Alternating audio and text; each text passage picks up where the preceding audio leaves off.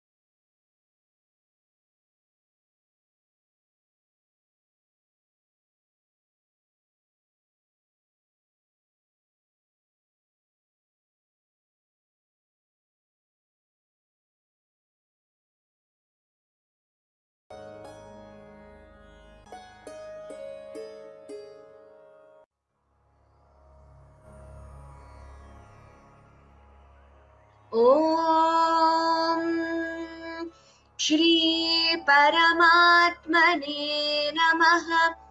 अथ द्वादशोऽध्यायः भक्तियोगः।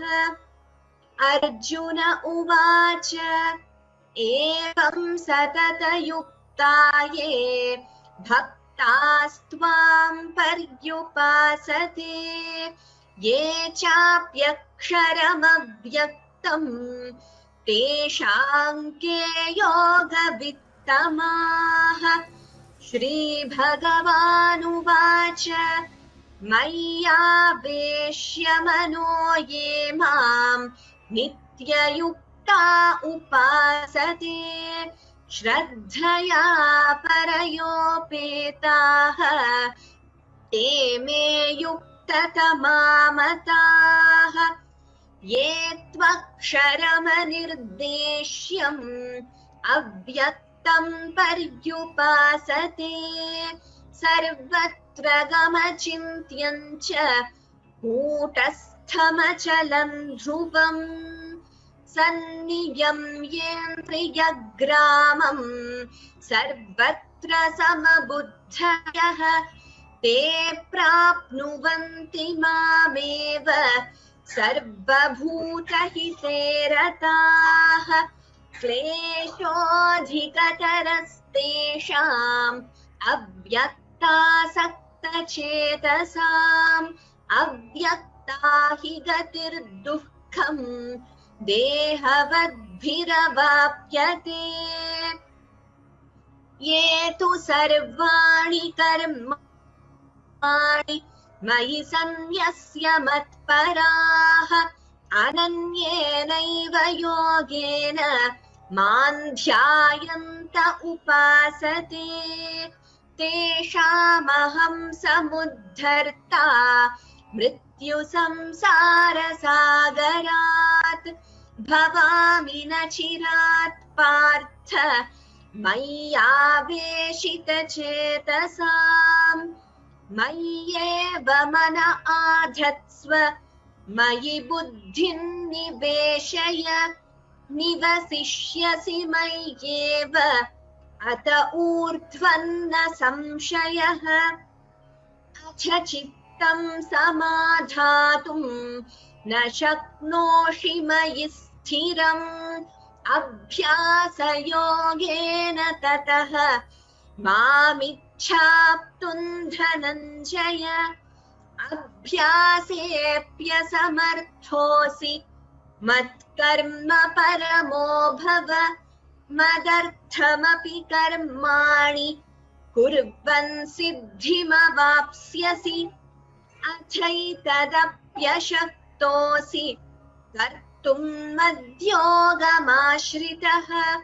सर्वकर्मफलत्यागं ततः कुरु यतात्मवान्। श्रेयो हि ज्ञानमभ्यासात्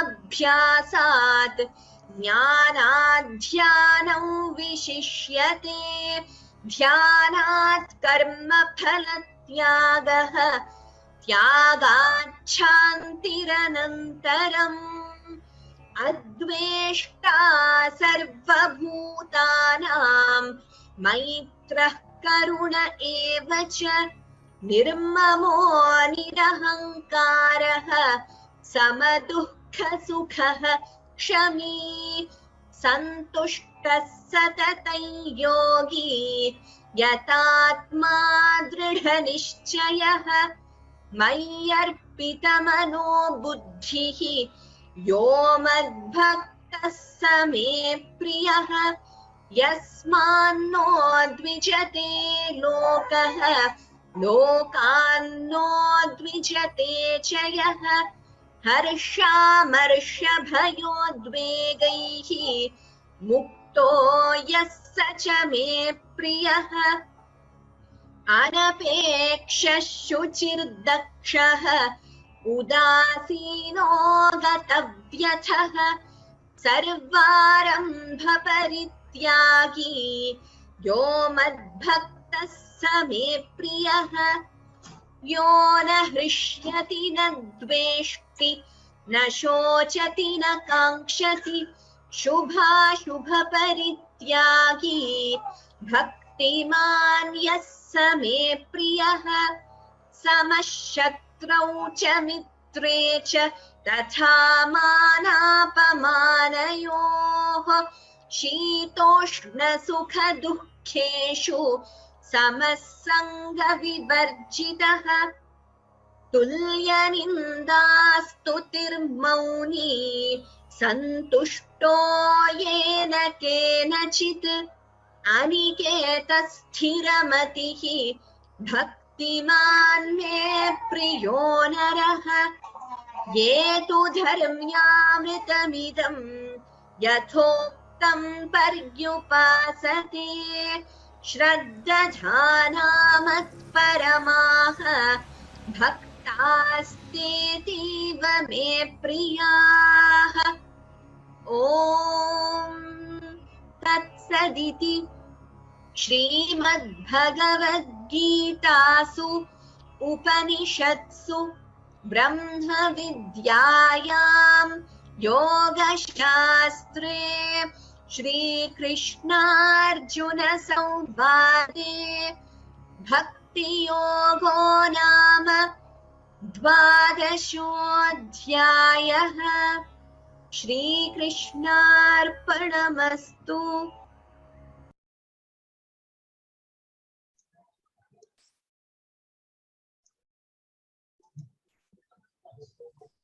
Shall we start, sir? Yes, we will begin the session in a couple of minutes. And before starting the session, some general announcements. All the participants, that is all the students from K.A. Shroff College, are hereby instructed that they have to give examination on 9th. The notice for the same will be sent to you once again on your email ID, that is registered email ID with the college. So we will send the notice on your email ID. Not only that, you will get all the information about examination through email. And the same thing will be forwarded on WhatsApp group also. I request the participants to mark their attendance and feedback every day, which is very much important. And we are also downloading Zoom attendance to cross-check the validity of the marked attendance. So examination is on 9th once again, and every detail will be given to you. Over to you, Ganga. Thank you, sir. Good evening, one and all. Myself, Ganga Social Warrior, on the behalf of Center for Universal Human Values of K.A. Shroff College of Arts and Commerce, welcomes all the dignitaries and participants to the 12th day of Life Enhancing Certificate course of Srimad Bhagavad Gita Upanishad.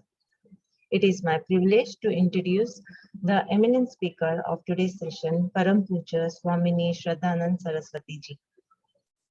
Param Pujya Swamini Shraddhanand Saraswati Ji is a well-known teacher of Vedanta in India and abroad. Prior to her having taken to a life of spirituality, Swamini has qualified herself as a PhD in biochemistry from the University of Chennai. In the year 1989, she enrolled herself for the study of scriptures under the able guidance of the renowned teacher of Vedanta, Param Pujya Swami Tarupanand Saraswati Ji, and has since then lived a life of renunciation. Pujya Swamini Shraddhanand Ji is also one of the founder acharyas of a spiritual organization called Praman Darshan, which has as its main objective the promotion of the culture and heritage of India.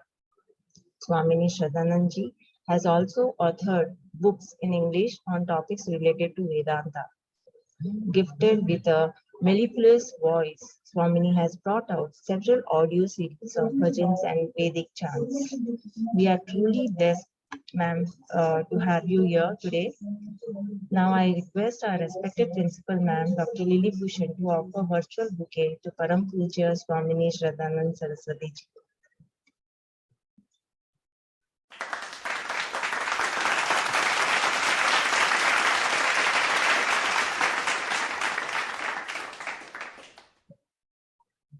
Thank you, ma'am. All the participants kindly note this is a pre-recorded video of our guest. After session 2, Swamini ji will herself connect with us to answer all our queries. Hence, I request you all to kindly note down all the queries that arise during the session. Over to you, Samrat sir.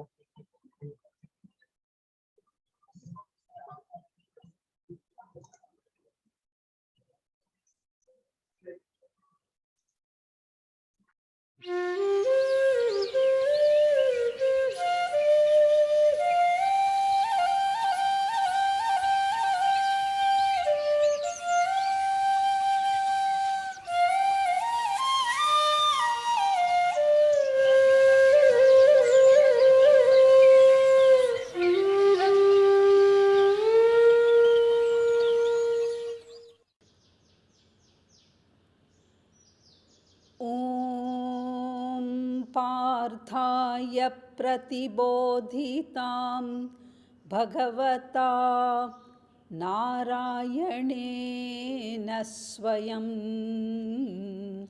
व्यासेन ग्रथितां पुराणमुनिना मध्ये महाभारतम् अद्वैतामृतवर्षिणीं भगवतीम् अष्टादशाध्यायिनीम् अम्ब त्वामनुसन्दधामि भगवद्गीते भवद्वेषिणीम्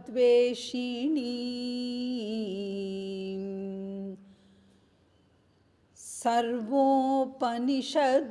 गावः दोग्धा गोपालनन्दन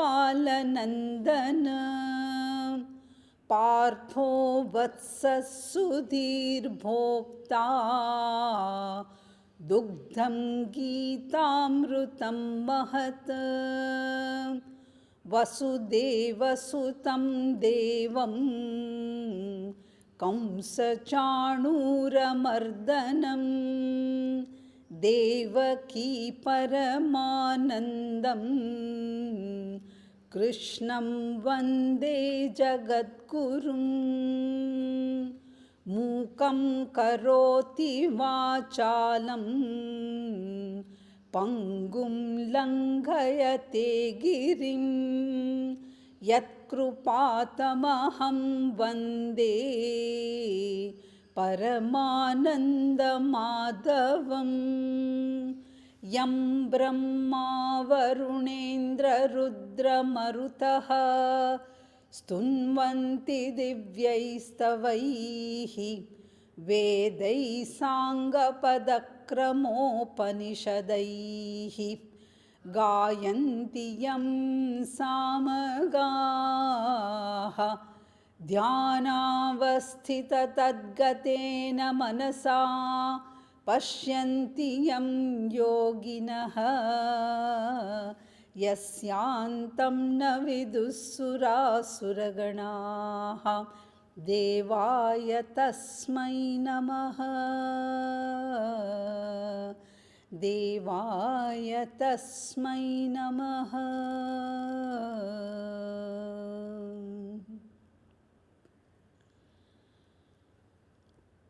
First of all, I congratulate all the students who have registered for this program on the awareness regarding what can be called as the manual of life, the Bhagavad Gita. The Bhagavad Gita consists of 18 chapters divided into 3 sections. The first 6 chapters, or the first section, which is called Prathama Shatka. Then the next 6 chapters from 7th to the 12th chapter is the middle section, or the Madhyama Shatka. And the last 6 chapters from chapter 13 to 18 is the final section called the Charma Shatka. And the 12th chapter is the last chapter, the final chapter of the Madhyama Shatka. In this middle section, or the Madhyama Shatka, Lord Krishna has elaborately discussed Ishvara Swarupa, the nature of Ishvara, the nature of God. Right from the 7th chapter, culminating in the 11th chapter, which is Vishwarupa Darshana. The main theme is Ishvara Swarupa, the nature of God. And here, in this section, Lord Krishna presents Ishvara as Jagat Karanam, the cause of the universe. This definition itself is explained in 3 different ways depending upon the level of understanding of the student. In the beginning stages, when the student asks, what is the cause of the world, the cause of the universe, Jagat Karanam? We say that Lord is the cause. Ishvara creates the universe. This is our initial presentation of God. That Ishvara is Jagat Karanam, God creates the universe, the world. And naturally, a person will imagine that God is some powerful being seated somewhere and is having a special factory and is creating the vast universe without permission. Just like a carpenter creates furniture, just like a goldsmith creates ornaments. Similarly, for a beginner, this is probably the easiest and the best definition of God, that God is the creator of our world. God creates the world. Once a person becomes religious and develops thinking power, then we go on to the next stage, and in the next stage, Ishvara, the Jagat Karana, is presented in a slightly different way. Now we don't say that God created the world. Instead, we say God becomes the world. God becomes the universe. This is the second level of definition regarding Ishvara. And once I present God as the very substance, the very stuff, the essence of the universe, when we say God himself has become the creation, then we introduce a new concept. Everything in the universe should be revered and respected as Ishvara's manifestation. And this is the uniqueness of our Vedic religion, where we worship everything as Ishvara. We say Akasha Linga, Vayu Linga, Agni Linga, Jala Linga, and Prithvi Linga. So the Panch Mahabhutas, or the 5 essential elements, are themselves God. Because at this level, we don't say God creates Akasha. We say God has become Akasha. And so, in Chidambaram in South India, there is a temple where we have Akasha Linga. Lord is worshipped there as Akasha Linga. And Lord Krishna himself says, I am everything. This is the second advanced level of appreciating Ishvara. God becomes the world. So in the first definition, we said God creates the world. Then we say God becomes the world. And once this is followed, this is assimilated and absorbed intellectually. Then we have to go on to the third stage of understanding, where we don't say God becomes the world, because becoming is changing. becoming is samsara. And how can God become something? So we say God appears as the universe without undergoing any change. Once again, God appears as the universe. I did not say God becomes. God appears as the universe without undergoing any change. And this is the third level of appreciation. And this level alone, the height of Advaita is appreciated. Brahma Satyam Jagan Mithya. Because the world is only an appearance of God. And since the world is only an apparition, an appearance, the world is less real than God. And one has to go through all the three levels of understanding. Of these three levels of understanding, Lord Krishna has concentrated on the second level of teaching in chapters 7 to 11 because he says, Arjuna, I am in the form of the entire creation.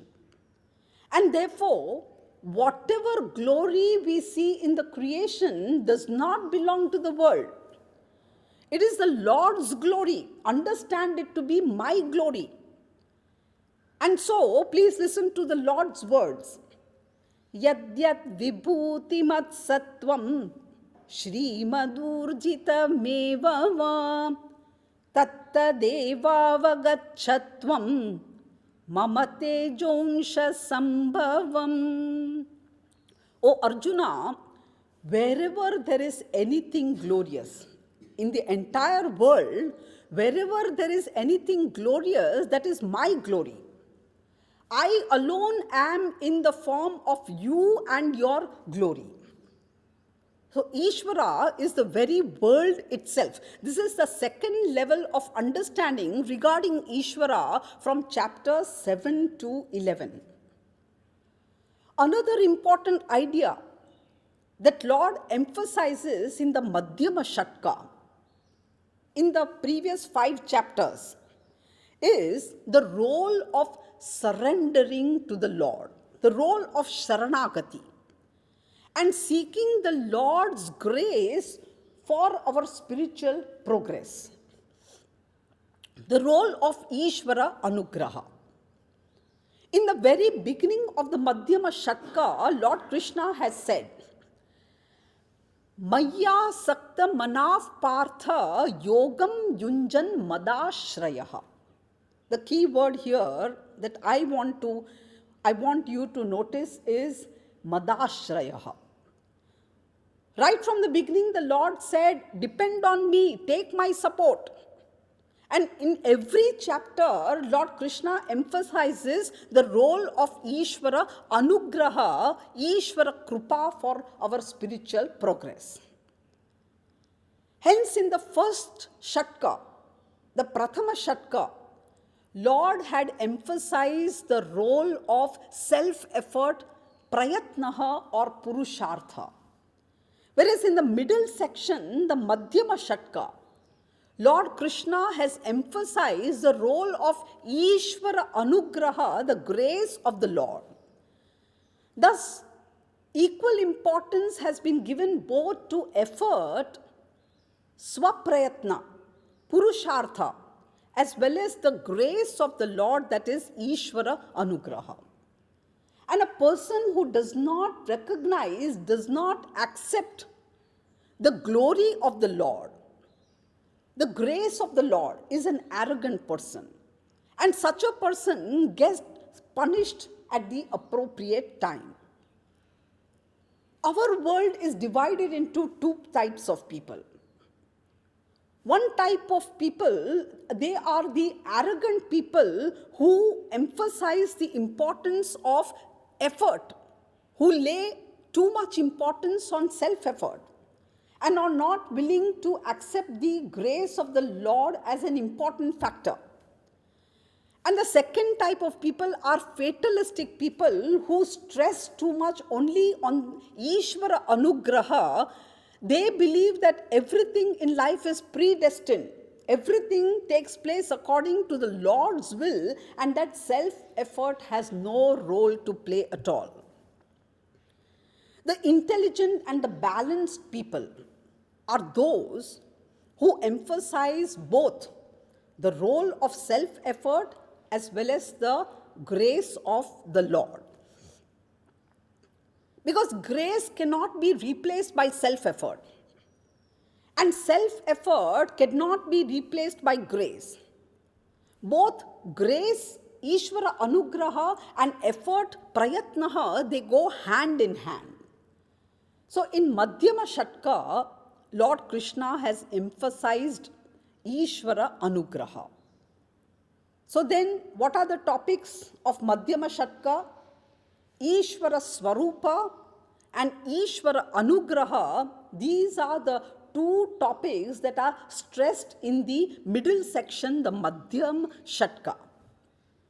Then the third topic which Lord Krishna wants to emphasize in the Madhyama Shatka is Bhakti, devotion for the Lord. And Bhakti also can be seen in two different ways. We can give two different meanings of Bhakti according to the context. One of the concepts of Bhakti presented in the Bhagavad Gita is love for the Lord. Bhakti is supreme love for the Lord. This is the bhavana, one's attitude towards God. And in the Narada Bhakti Sutra, Bhakta Narada has defined Bhakti as Satvasmin Parama Prema Rupa. Satu Asmin Parama Prema Rupa. Bhakti is defined as supreme love for the Lord. Parama Prema. So Bhakti Bhavana, when I say Bhakti Bhavana, I mean love for the Lord is already discussed by Lord Krishna in the 7th chapter. And there in the 7th chapter, Lord Krishna divides the love for Lord into categories based upon the motive, the purpose of the person. And when you make motive-based classification, then there are 3 levels of bhakti, bhavana, depending on the type of motive, the purpose behind the devotion. And the first and the lowest form of bhakti, bhavana, is bhakti for material benefit. Material oriented love for God. Most people are at this level. Because most people, they are devoted to the Lord only for gaining some material benefit. It is a clean contract with God. And this type of bhakti is called sakama bhakti or materialistic bhakti, where the motive is lower and so it can be categorized as manda bhakti. It is the lowest form of bhakti. Then the next level is also a motivated bhakti, but the only difference is the motive is little purer, it is nobler, it is higher. In the second level, the person is now interested in inner growth. Person is interested in spiritual growth, in spiritual progress, in spiritual enlightenment and spiritual purity. And this is called sadhana chatushtaya sampatti. When you say inner growth, it means one is now interested in qualifications for the attainment of self-knowledge. And the qualifications are mentioned as fourfold, sadhana chatushtayam. So sadhana chatushtaya sampatti prapti. So now the devotee needs desire for moksha. Now the devotee is interested in Shastra Jnana. And for Shastra Jnana, the devotee will require a guru. And so, now the devotee prays for attaining a guru, prays to Bhagavan to send the appropriate ideal guru because the devotee has no means to find one. This is also a motivated bhakti, this is also a contract. And Lord Krishna promises in the Bhagavad Gita that you can make such a contract and I will fulfill. I am ready to fulfill such a contract also. So in the 10th chapter, there is a shloka. Tesham satata yuktanam bhajatam priti purvakam dadami buddhi yogam tam yena mamupayanti te. Tesham satatayuktanam bhajatam priti purvakam. Those who worship me with utmost devotion. Dadami buddhi yogam tam. I make all the conditions favorable for them to attain knowledge and through knowledge to attain moksha. So those who want purity of mind, chitta shuddhi, those who are interested in knowledge and moksha, they also have motivated bhakti. But the difference is that motive is superior. And so, this is Madhyama Bhakti. The previous one was Manda Bhakti, this is Madhyam Bhakti. Then comes the last level of bhakti where a person does not have any motive at all. Now the bhakta is neither interested in moksha, is neither seeking moksha nor is seeking jnanam. Not because the person does not have any value for moksha, but because he or she is already a mukta purusha. And a mukta purusha's bhakti is bhakti without any motive. Because being already a liberated person, the mukta purusha is no longer interested in either material goal or the accomplishment of a spiritual goal. And in the 3rd chapter, Lord has talked about such a jnani. Naiva tasya krute narthaha na krute neha kaschana na chasya sarva bhuteshu kaschidharthavya pashrayah. Such a jnani has nothing more to accomplish, has no object to gain by doing any action. Nor does the jnani have anything to lose by abstaining from action. And such a jnani does not depend on any being for any accomplishment of one's own, does not depend on any being for one's own objects. Therefore, the last level of bhakti is called Uttama Bhakti. Thus, in the 7th chapter, Lord Krishna has talked about these different levels of bhakti. Manda Bhakti is love with material motive. Madhyama Bhakti is love for Lord with spiritual motive. And Uttama Bhakti is love for Lord with no motive at all.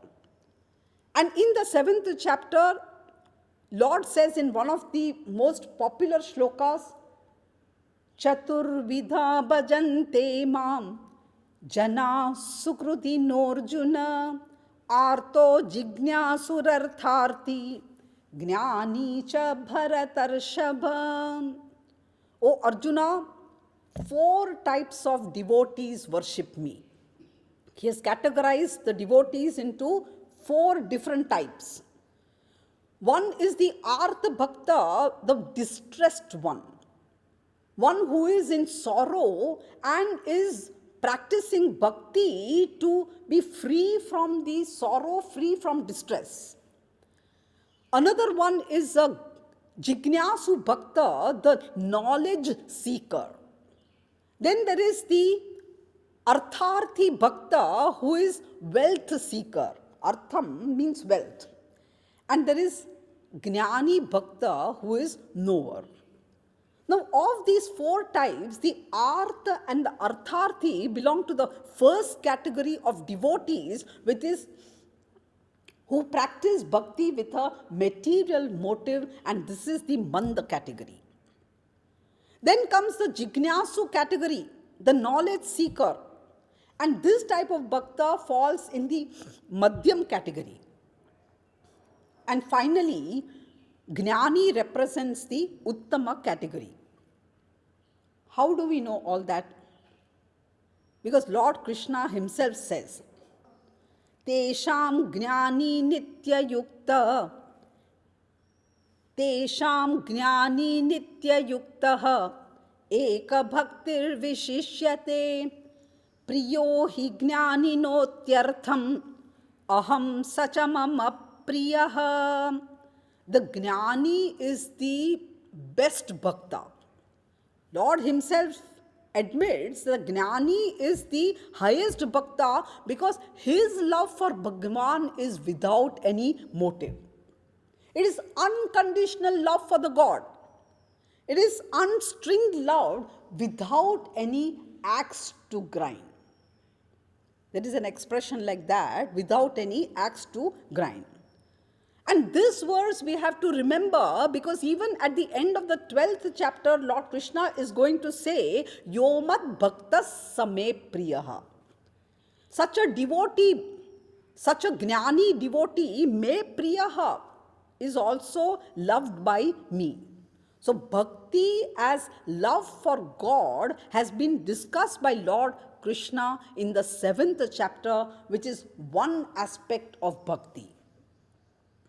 There is a second aspect of bhakti, sadhana bhakti.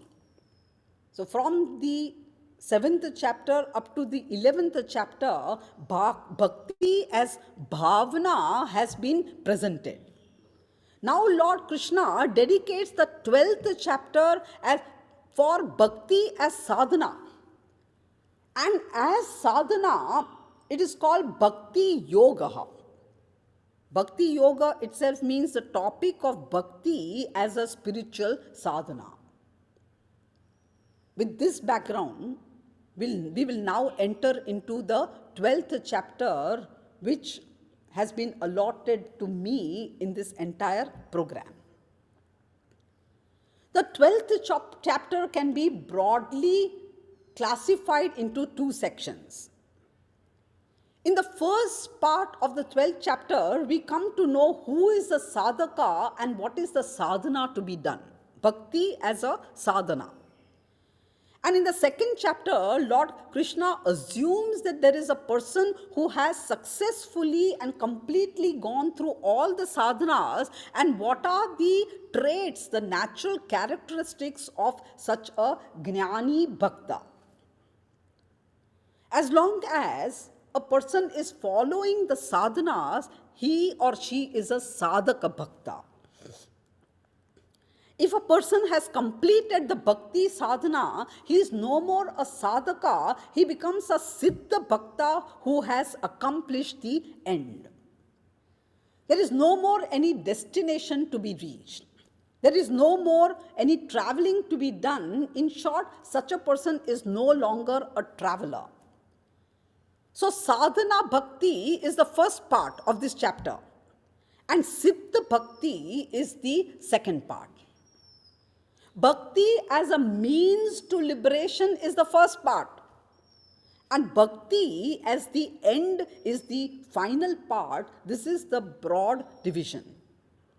So from verses 1 to 12 of the 12th chapter, by the way, the 12th chapter is one of the shortest chapters of the Bhagavad Gita, the 12th and the 15th, and that is why it is most popular even amongst the Vaidikas. Easy to by heart, only 20 verses. And the first part comprises verse number 1 to 12 and elaborates bhakti as a sadhana. Then from 13 to 20, Lord glorifies a siddha bhakta who has succeeded in the sadhana. Before we go on, we will have to understand the word bhakti correctly. Bhakti is not a particular exclusive sadhana as it is widely misconceived. Normally, people understand that karma, bhakti, and jnana, these are different sadhanas. This is not what is intended by Bhagavan. This is not Bhagavan's intention. We do not want to claim bhakti as a particular exclusive sadhana because bhakti is a group name given to all the sadhanas put together. At all levels of the sadhana, devotion must be there in the background. Devotion to the Lord is common in practicing all the sadhanas. So the sadhanas may vary, but every sadhana has to be done in a particular atmosphere, and that atmosphere divinizes the activity. And that atmosphere is called the atmosphere of devotion or bhakti for the Lord. So we are in a culture where even a bus driver, before he places his hands on the steering wheel, will offer his prayers to his Ishta Devata, will offer a flower or even an agarbatti, and then will begin driving the bus. For him, driving the bus also becomes a sadhana. Why? Because bhakti is the background behind all spiritual sadhanas. There are countless sadhanas. It is difficult to enumerate all of them, but they can be broadly classified into 3 types, 3 levels. The first level of bhakti can be called as karma lakshana bhakti. Please concentrate. Karma rupa bhakti, karma lakshana bhakti. It is a bhakti sadhana which involves karma. Karma means action. Karma rupa bhakti, karma lakshana bhakti is the first level. This is kaika pradhana, it is sharira pradhana. And all the yagas and pujas, they fall under this level. All the Vedic yagas that are done and all types of pujas, they are karma lakshana bhakti.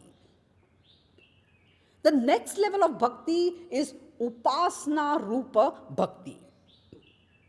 And here there is no involvement of the physical body. There is no involvement of the sharira, even the sense organs are withdrawn. A person is seated quietly and the activity is only mental in nature. So upasana means saguna ishvara manasa vyapar. Upasana means all forms of meditation. It can be technically called as saguna ishvara manasa vyapar. So all the manasa pujas which are written by our acharyas, they come under this category. For example, Shiv Manasa Puja. You don't need any puja material. Mentally, you do the puja. Ratnai kalpitamasanam himajalaihi snanancha divyambaram. There are beautiful manasa pujas which are composed by our acharyas. And this is the second level of bhakti. It is called upasana lakshana bhakti or upasana rupa bhakti. Then comes the third and the final level of bhakti. It is called Jnana Rupa Bhakti or Jnana Lakshana Bhakti. And it is in the form of self-enquiry, Atma Vicharaha, Vedanta enquiry, inquiry into the very nature of the Lord. Most people worship the Lord. Most people do bhakti without understanding the real nature of Lord. So inquiry into the nature of Lord, Ishvara Swarupa, is the third level. And it is in the form of Vedanta, Shravana, Manana and Nididhyasan. It is also called as Jnana Yajnaha. That is exactly what we are doing now. What are we doing now? This is also a form of puja. An inquiry is not only a puja, it is the highest form of puja. Lord Krishna says in the 4th chapter, Shreyan Dravyamayat Yajnat Jnana Yajna Parantapa Sarvam Karmakhilam Partha Jnane Parisamapyate. O Arjuna, Jnana Yajna, that is Shravana Manana Nididhyasana, is the superior most form of puja. It is superior to all Dravya Yajnas, where you make material offerings. And Arjuna, all actions, they culminate in knowledge. Sarvam karma khilam partha jnane parisamapyate. So all actions, karmas, they culminate, they come to an end with the attainment of knowledge. So jnana yajna is the highest form of bhakti. But without the two levels of bhakti, the third level is impossible. Without karma lakshana bhakti and upasana lakshana bhakti, jnana lakshana bhakti is impossible. And without the third level, the first two levels are incomplete.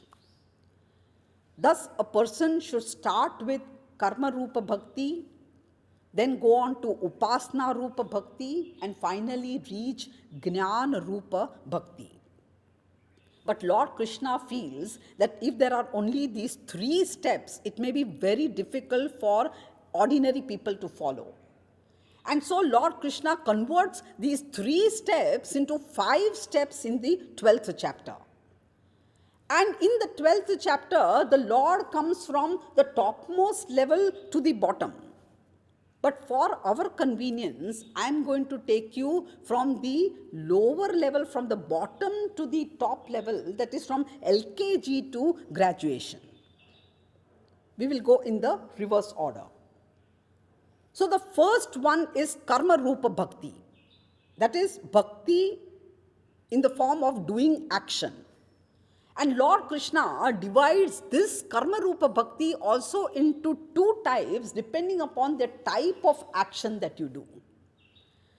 The first and the lowest level is sakama karma pradhana bhakti, where a person does sakama karma. Sakama karma, you understand? It is actions done for one's own personal benefit. In other words, selfish action. Materially motivated action. And most people start their bhakti from this level alone, sakama karma. In fact, religion itself is introduced through sakama karma. You do this and you get this benefit. You do this sakama karma and you pray to the Lord and you will get the expected result. Bhagwan also is introduced only for this purpose. Lord Krishna says, does not matter. You can begin with selfish activity in the beginning. One can do any amount of selfish action, sakama karma, doing action for one's own personal benefit. But the important thing to be remembered is, let your actions be dharmic, let them be legitimate and righteous. This is the important condition. You can go ahead and do any amount of selfish activity, but let your actions be done as an offering to the Lord. From any action, we will expect a result. Prayojanam anuddishya mandopi na pravartate. Most people will not do anything unless they are going to benefit from it. And that is why people convert time into money. For every extra minute, they will charge extra money. Lord Krishna says you can take the result. There is nothing wrong in expecting the result, but when you receive the result, when you get the result, don't say that it is your accomplishment. Don't say it is my own accomplishment, I have accomplished this. Then what should you say? You can enjoy the result, but give the credit to the Lord. In the first level, you can do sakama karma, selfish activity, you offer your actions to the Lord, and when you get the result, you can enjoy the result, but don't claim it to be your own accomplishment. In other words, don't call it karma phala, change the name, call it Ishvara Prasada. just change in nomenclature. These days, they are changing the names of everything. Instead of calling a mental hospital a lunatic asylum, it is not nice to do so. So it is called a home for mentally challenged, home for mentally impaired. And a barber shop is called hairdressing saloon. Even though the job remains the same, the job is the same, but the words that you use, that indicates your attitude. Therefore, instead of calling it karma phala, in the first level, you will call it as Ishvara Prasada. So you build a new house, it is named after a god. And you place the picture or the idol of your Ishta Devta, which means that you are indirectly saying that this house belongs to the Lord and you are seeking permission to live in that house. There's a lot of difference in this attitude. Therefore, the first level is Sakama Pradhana Bhakti. In that you do every act as an offering to the Lord and receive the result as Ishvara Prasada. Then comes the next stage, which is also Karma Pradhana. But the only difference is now the person has some amount of Vairagya, some amount of detachment. The person has understood what the world is, what the nature of the world is. The person has understood what the sense organs can do. The person has understood the limitation of money, possession, status, power, etc. So now the person is no longer interested in any material accomplishment, but is more interested in inner growth, in spiritual purity. He wants to take to actions which will contribute to one's inner growth. And our religion talks about several such actions which are to be compulsorily done, not for making money, but for chitta shuddhi, for purifying the mind. And such karmas, they are called nishkama karmas. Unlike the previous level, they were called sakama karmas. These are nishkama karmas or vihita karmas, where material result is not kept in mind, but purification of the mind is the main purpose. And Lord Krishna talks about such karmas, yajna dana tapa karma natyajyam karyameva tata yajno danam tapaschaiva pavanani manishinam. Yajna dana tapa, these are nishkama karmas which should not be abandoned. They must be compulsorily performed. Why? They are indeed necessary for the purification of the mind. Then the Shastra also talks of Panch Mahayagnas. We are all beneficiaries. We are all consumers of several things that are provided to us in this world while living our life. We also have to learn to become contributors. We have to make our contribution to the world while we live as a human being. And the first type of contribution is your contribution to the temple or God, that too without expecting any material result, only then it becomes a nishkama karma. So this type of yajna is called deva yajna, wherein you make your contribution to God in the form of puja, in the form of yatra, in the form of deva darshan. You make your contribution without asking for fame, name or anything, any material accomplishment. This is deva yajna. The next level where you have to make a contribution is your contribution to your elders, to your forefathers without any material expectation, and that is called pitru yajna.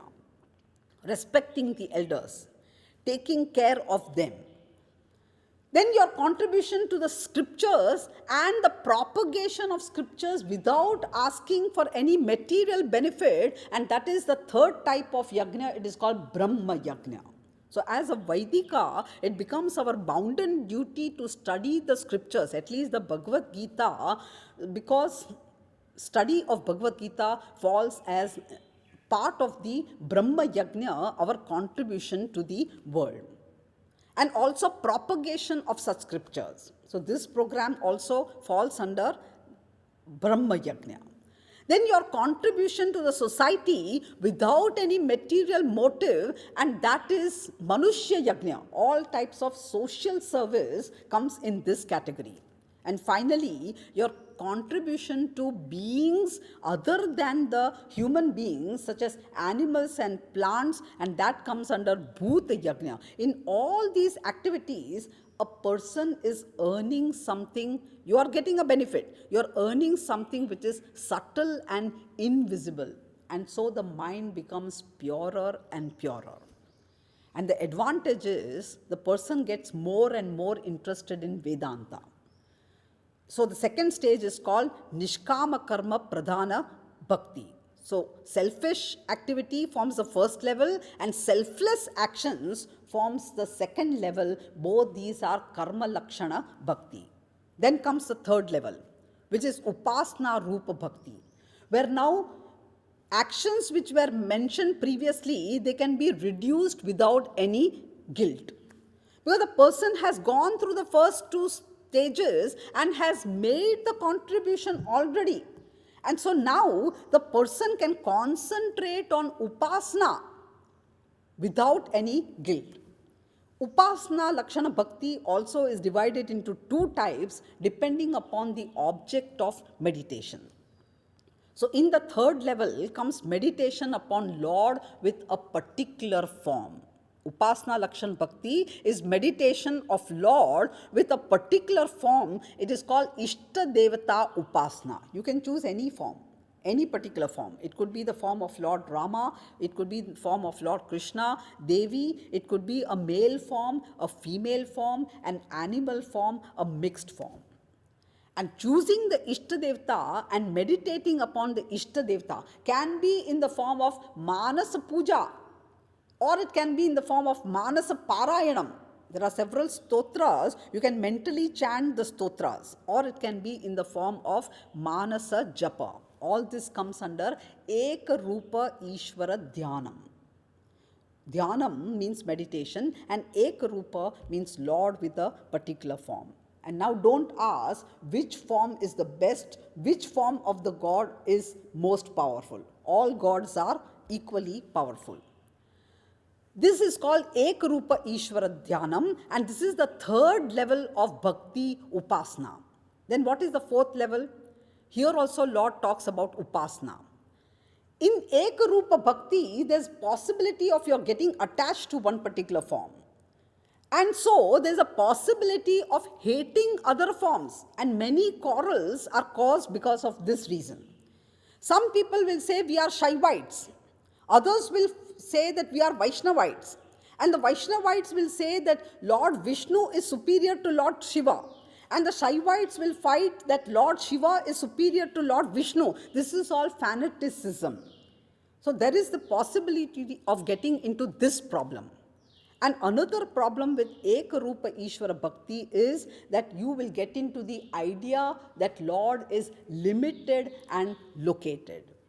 So religion, instead of giving strength, because of intolerance, it becomes a cause of tremendous tension and worry.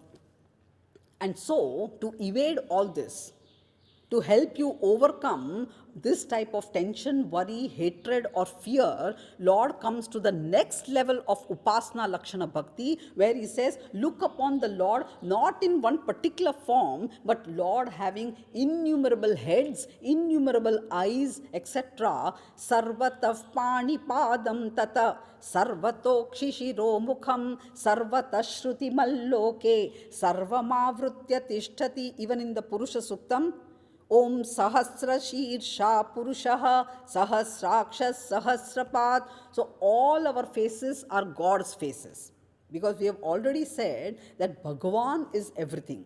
So this is called Vishwarupa Upasana. And most of our Dhyan shlokas indicate this type of Upasana. Bhagavan is in the form of the entire creation. Don't look at your Ishta Devta or a particular form alone as Bhagavan. Bhagavan is in the form of Vishwarupa, Vishwarupa Ishvara, otherwise called as Aneka Rupa Ishvara, as described in the 11th chapter. So these are the four levels up till now. Sakama karma pradhana bhakti, Nishkama karma pradhana bhakti, Eka rupa pradhana upasana bhakti, and Aneka rupa pradhana upasana bhakti. And all the levels are important because each level contributes to one's spiritual growth. In 7th standard, the student gets some benefit. Then the student goes to 8th standard, gets some more benefit. Each level is important as the previous and the later ones. Then comes the 5th and the final level, and that is Jnana Pradhana Bhakti. And Jnana here means Vichara. It means inquiry, Vedantic inquiry, spiritual inquiry. And here a guru is required. Lord Krishna has already talked about this in the 4th chapter. Tadvidhi pranipatena pariprashnena sevaya upadekshanti te jnanam jnaninas tattvadarshinaha. And Lord Krishna need not advise Arjuna because he already had a guru. But through Arjuna, Lord Krishna is telling each one of us that Guru Dwara Shastra Vicharaha, self-inquiry or spiritual inquiry, Vedantic inquiry with the help of a competent guru is the 5th and final stage of bhakti. It is called Vedanta Shravana Manana Nididhyasan. And here you may ask me a question. Here the Lord is Ekarupa or Anekarupa. In the 5th level of bhakti, the Lord is neither Ekarupa nor the Lord is Anekarupa, but there is a third possibility, Arupa Ishvaraha. Arupa Ishvara Bhakti, Lord who is free from all forms. Lord who is free from all attributes, as presented in our Upanishads, Ashabdam Sparsham Rupam Avyayam Tatharasam Nityam Agandavachayata. In the Upanishadic mantras, the Lord Arupa Ishvara is presented as Nirguna Swarupa, Lord of formless nature, Lord without any attributes.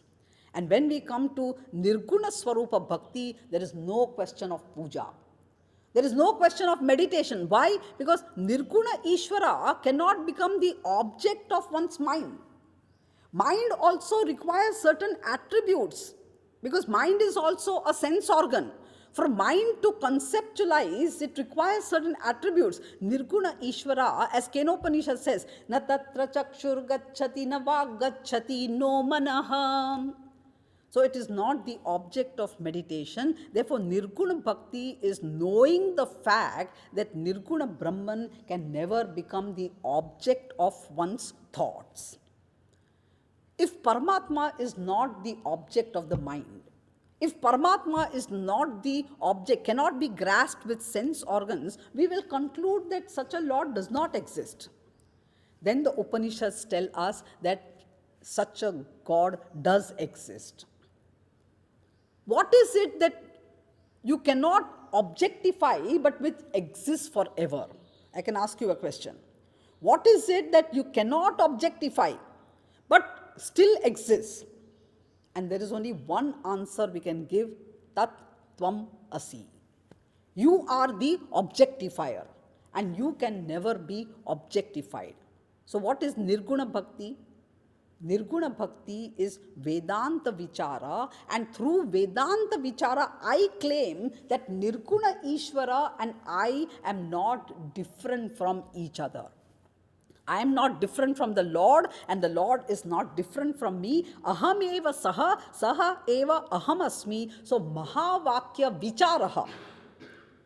I have very limited time, and so I am just mentioning that Mahavakya Vichara. Mahavakya means Tattvamasi is one such Mahavakya, which talks about oneness between the individual and the Lord. Jiveshwara Aikya Bodhaka Vakyam. Mahavakya Vichara is Nirguna Bhakti. In other words, Vedanta Shravana Manana Nididhyasan is the 5th level of Bhakti. And this is like any scientific equation. We have to go through all the stages. And Brihadaranyaka Upanishad indicates the stages. Atmavare drashtavyaha, tadartham shrotavyaha, anantaram mantavyaha, tadanantaram nididhyasitavyaha. Atma is to be recognized as one's own self. Atma is to be owned up, one's own higher nature as Atma has to be owned up. For that, Shravana, Manana and Nididhyasan, that is Jnana Yajna or Vedanta Vichara, is the sadhana to be done. All the Upanishads uniformly say, don't say that I am this miserable jiva. Own up your own glory. Swami Vivekananda used to say, roar like a lion. Don't say that I'm a little puny, miserable, helpless creature. You are not the Jivatma. You are not this body, mind and sense complex. But you are the all-pervading consciousness. You are that one and non-dual all-pervading consciousness. So roar like a lion, don't bleat like a goat or don't bray like a donkey. Owning up one's divinity, that is the essence of Jnana Rupa Bhakti. Lord Krishna starts from the top level. I have gone from the bottom to the top. Lord Krishna in the 12th chapter starts from the top level and he comes down. Please look at verse number 3 of chapter 12. Ye tvaksharama nirdeshyam avyaktam paryupasate sarvatra gama chintyancha kutasthamachalam dhruvam. In this, the fifth and the final stage is presented. And Lord gives the definition of Nirguna Ishvara. He is Aksharam, Anirdeshyam. Aksharam means imperishable, Anirdeshyam, indefinable, undefinable, Sarvagatam, all-pervading, Avyaktam. Avyaktam means unmanifested, Achalam means motionless, and Achintyam means cannot be conceived, inconceivable. This is the final and the fifth stage of bhakti. And Lord Krishna says this is quite difficult for most people. Because if you are identified with the body, then practicing bhakti of the imperishable Lord, Akshara Paramatma, is going to be difficult. And so he says, then you can come down to the fourth level. And the fourth level has been mentioned in verse number 8.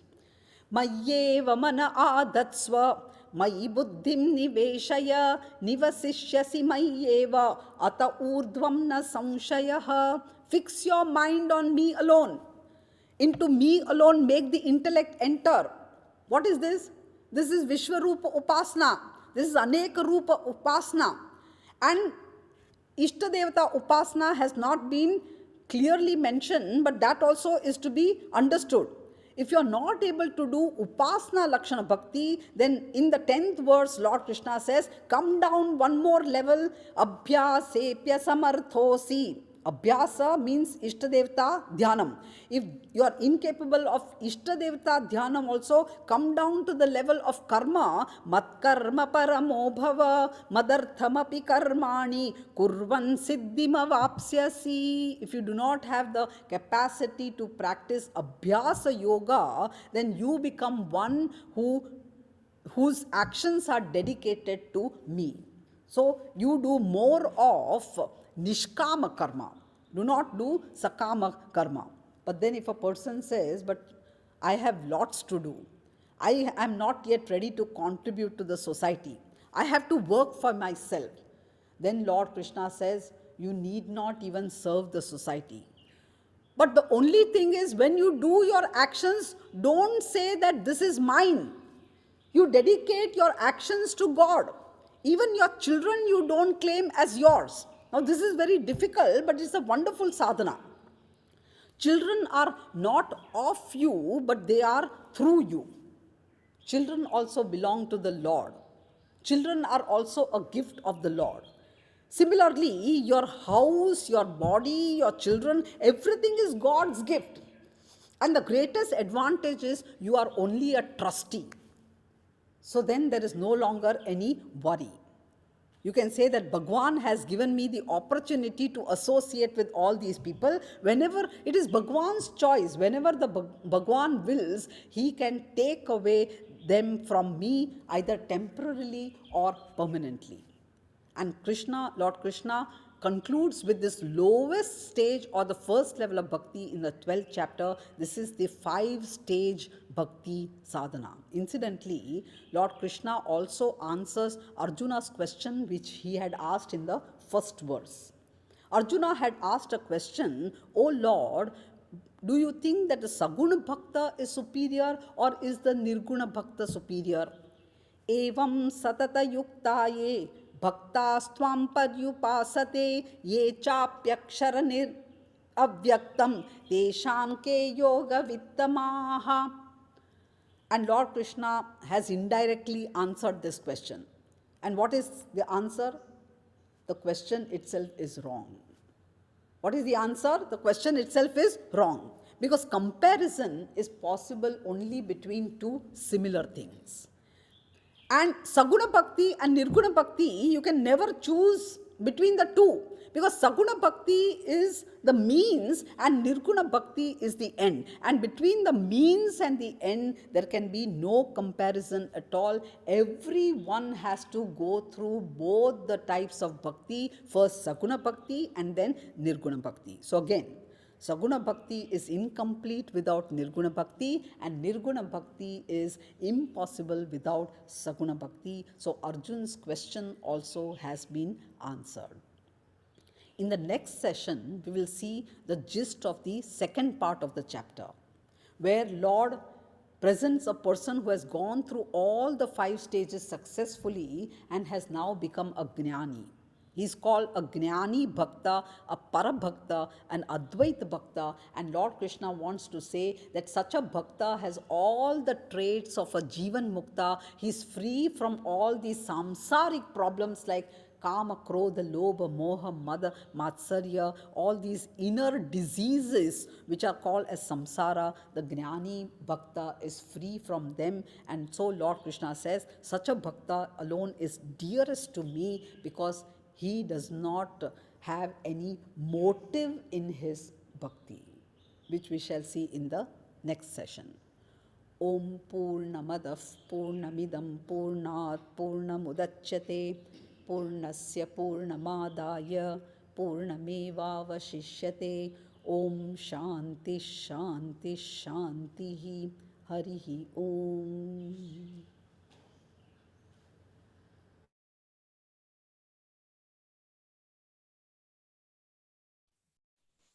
With this, we end our session 1. We will resume at 7:15 from now.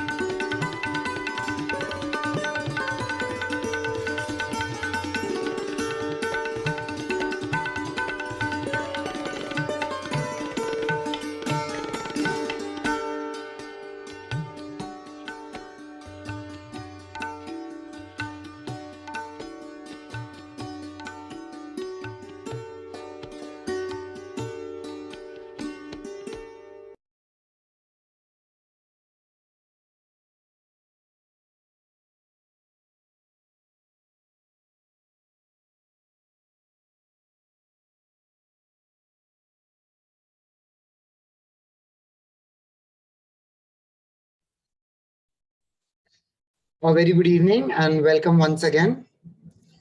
We begin with the session. In this next session is again a session which is pre-recorded session, and after that इसके बाद में हम question answer session रखेंगे जहाँ पे live question answer session होगा. I request the participants, if you have any questions to be asked, please put it in the chat box, and I request everyone once again to make sure that you are marking your attendance and feedback for each and every day. So we invite Swamini Shraddhanandji to continue the session.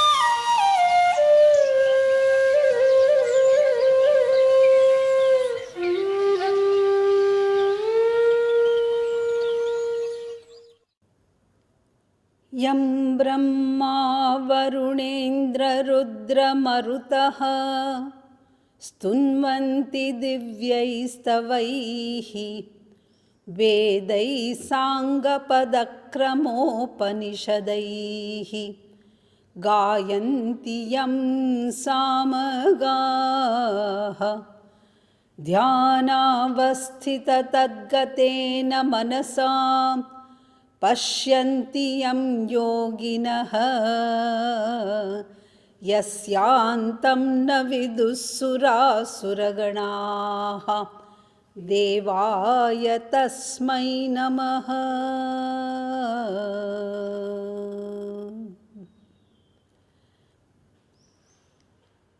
In the last 8 verses of the 12th chapter,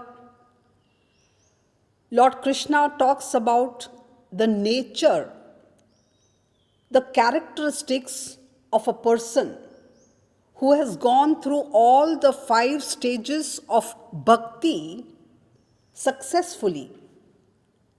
Lord calls such a jnani bhakta as parabhakta.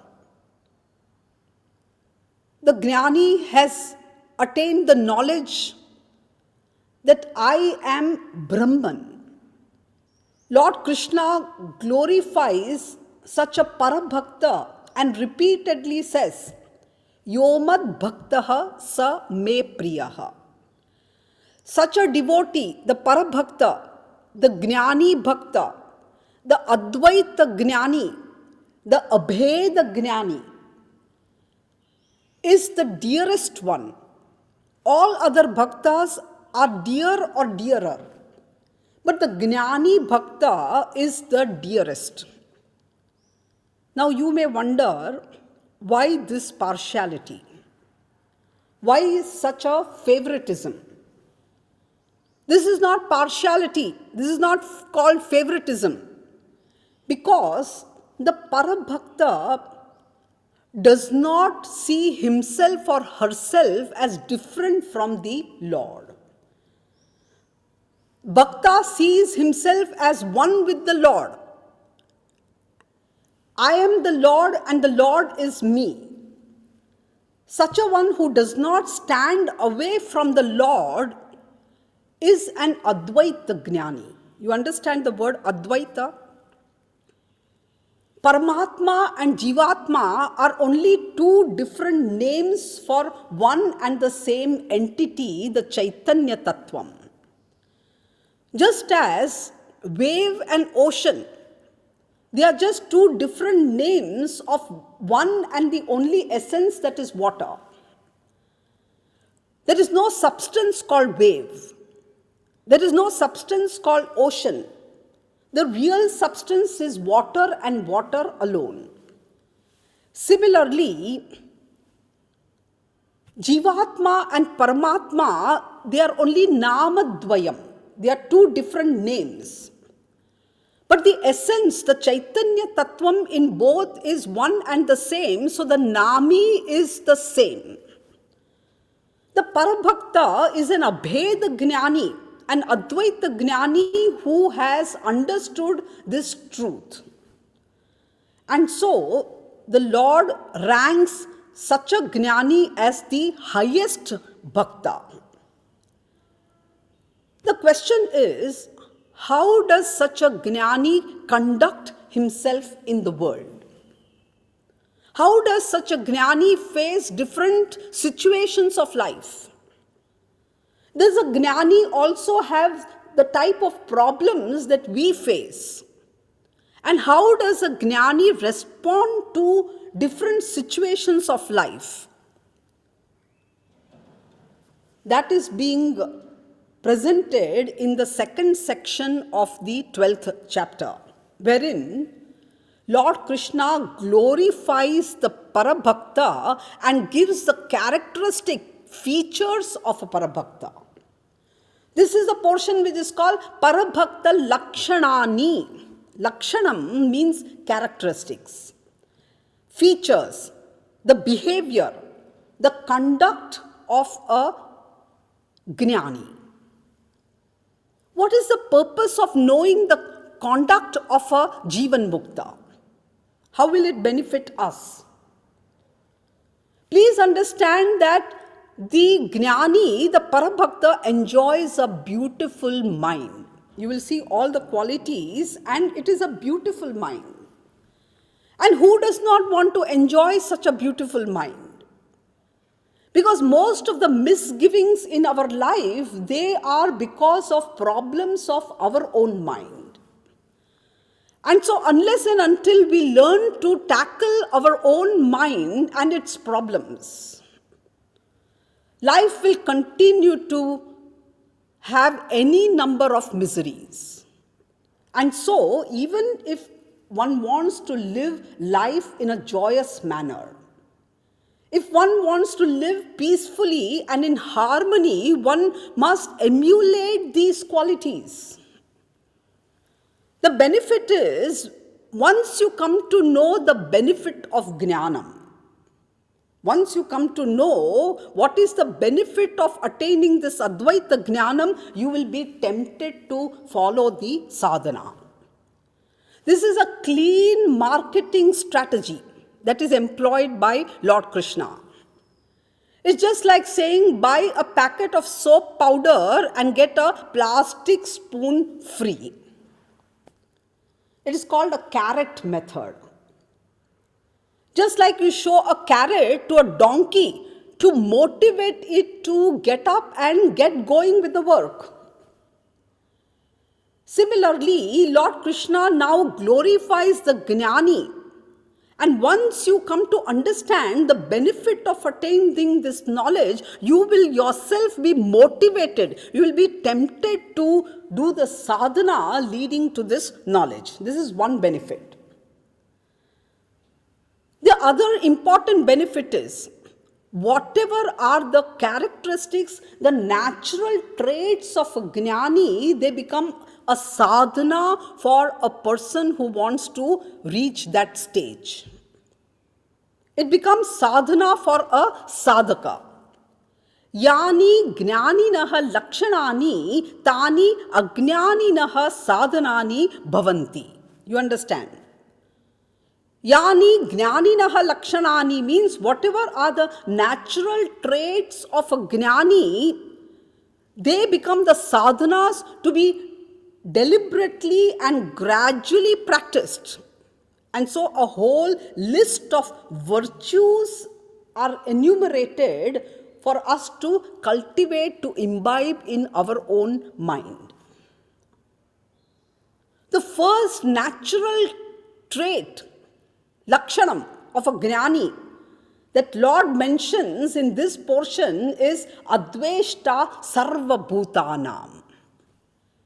Gnani does not have hatred for any creature, for all creatures.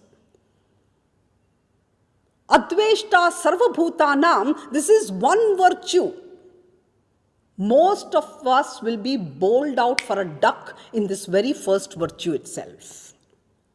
This is one virtue, if it is inculcated, if it is imbibed, all other virtues will naturally pour into the mind. We too will have to ask ourselves, do I hate anyone? And we will be surprised to see that we have a long list beginning from the neighbor onwards.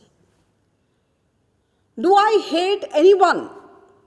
And the longer the list, the farther you are from moksha, the more away you are from your destination. As the list becomes shorter and shorter, it is an indication that you are moving closer and closer to moksha. So take a paper and pen and write down. Make a list of all the people for whom you have this emotion of hatred. And the point to be noted here is, even when there is an occasion to evoke a hatred, the Jnani is free from hatred. The problem with most of us is we justify the hatred and we give a big description of all the negative tendencies, all the negative qualities in that other person who evokes hatred in us. We make a long description of that person. And we say, for this reason, I hate such a person. According to the Shastra, there is no such thing like justified hatred. Hatred is neither justified nor can it become justifiable. Why do you say so? Because according to the Shastra, in the vision of the scriptures, every individual, every creature is essentially divine. There is none who is impure, the Shastra says, none who is evil. Every creature is ever pure Paramatma. Nitya Shuddha Buddha Mukta Swabhavaha. You are Shuddha Swabhavaha. This is the teaching of the Shastra. So nobody deserves hatred because everybody is essentially pure. Everybody, even the greatest of sinner, is a saint. Then where lies the problem? Why is it that some people evoke hatred in us? The problem is the action or the behavior of the person could be corrupt. It could be wrong. It could be unrighteous or immoral.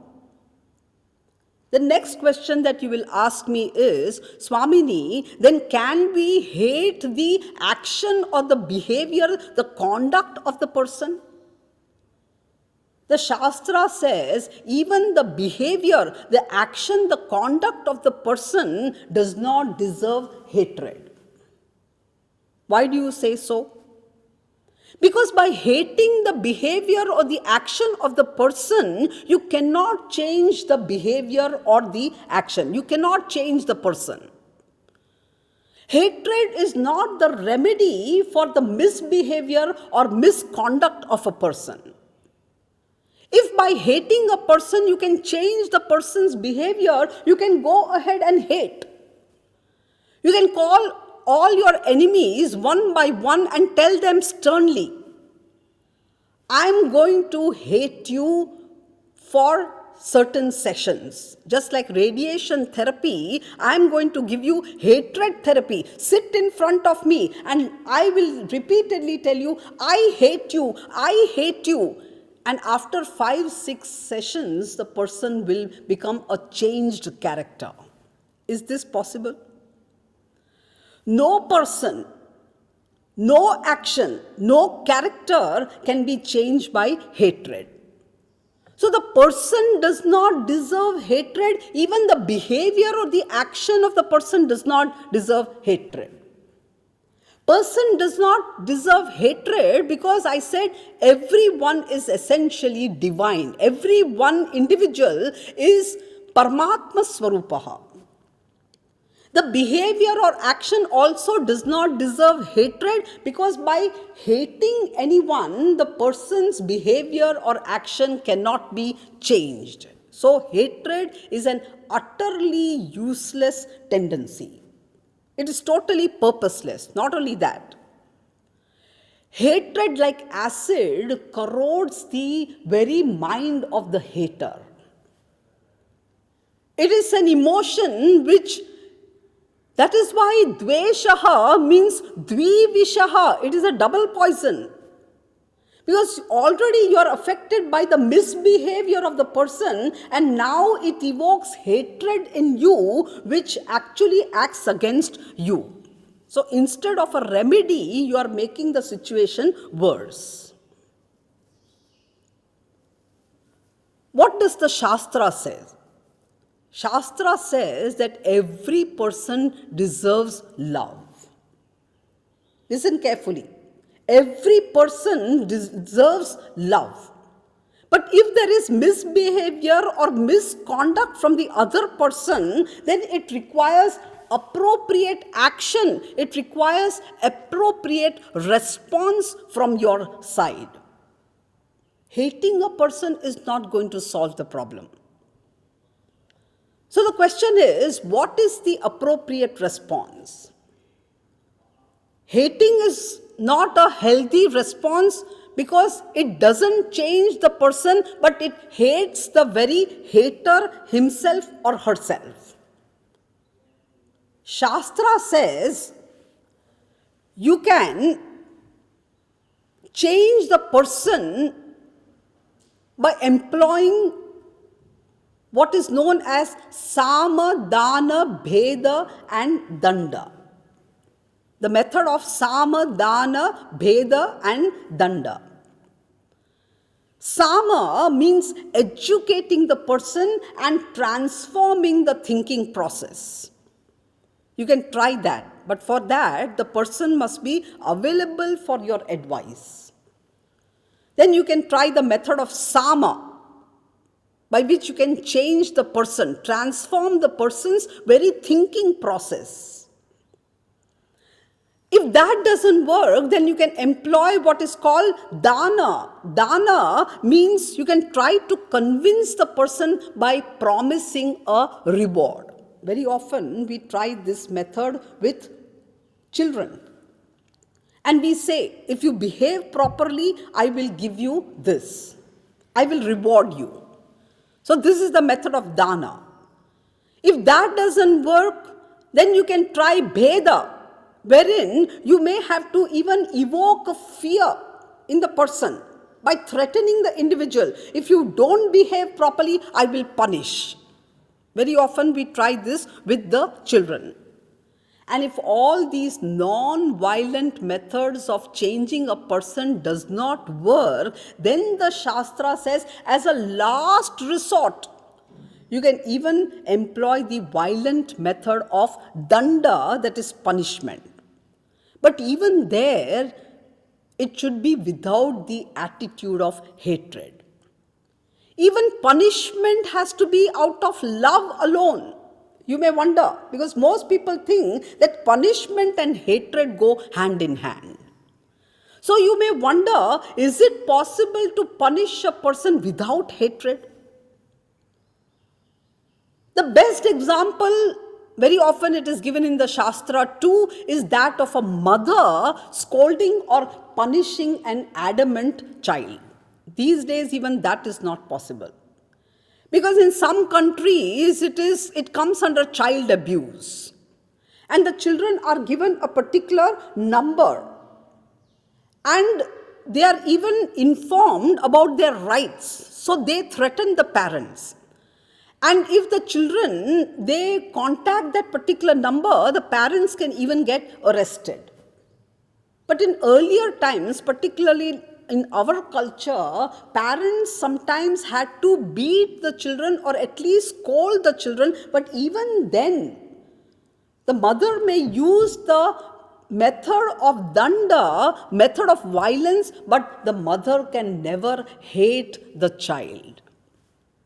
So, it is possible to take appropriate steps without hatred. So, misbehavior or misconduct of an individual does not deserve hatred, but it requires appropriate action, and the person needs to be loved.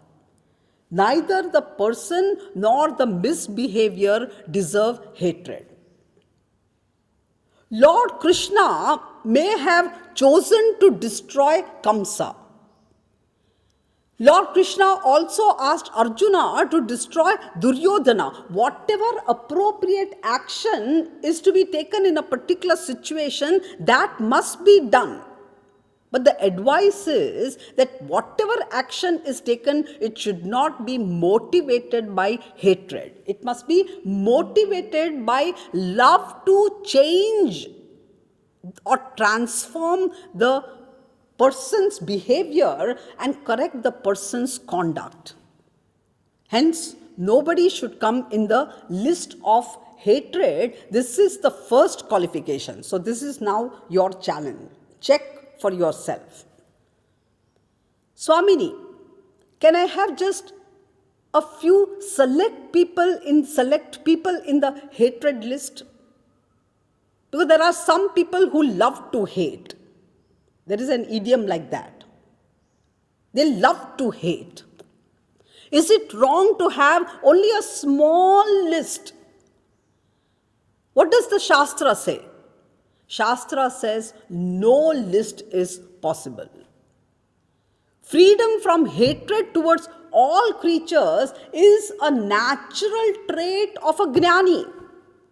And a Jnani never justifies hatred, because hatred is the biggest weakness of the mind.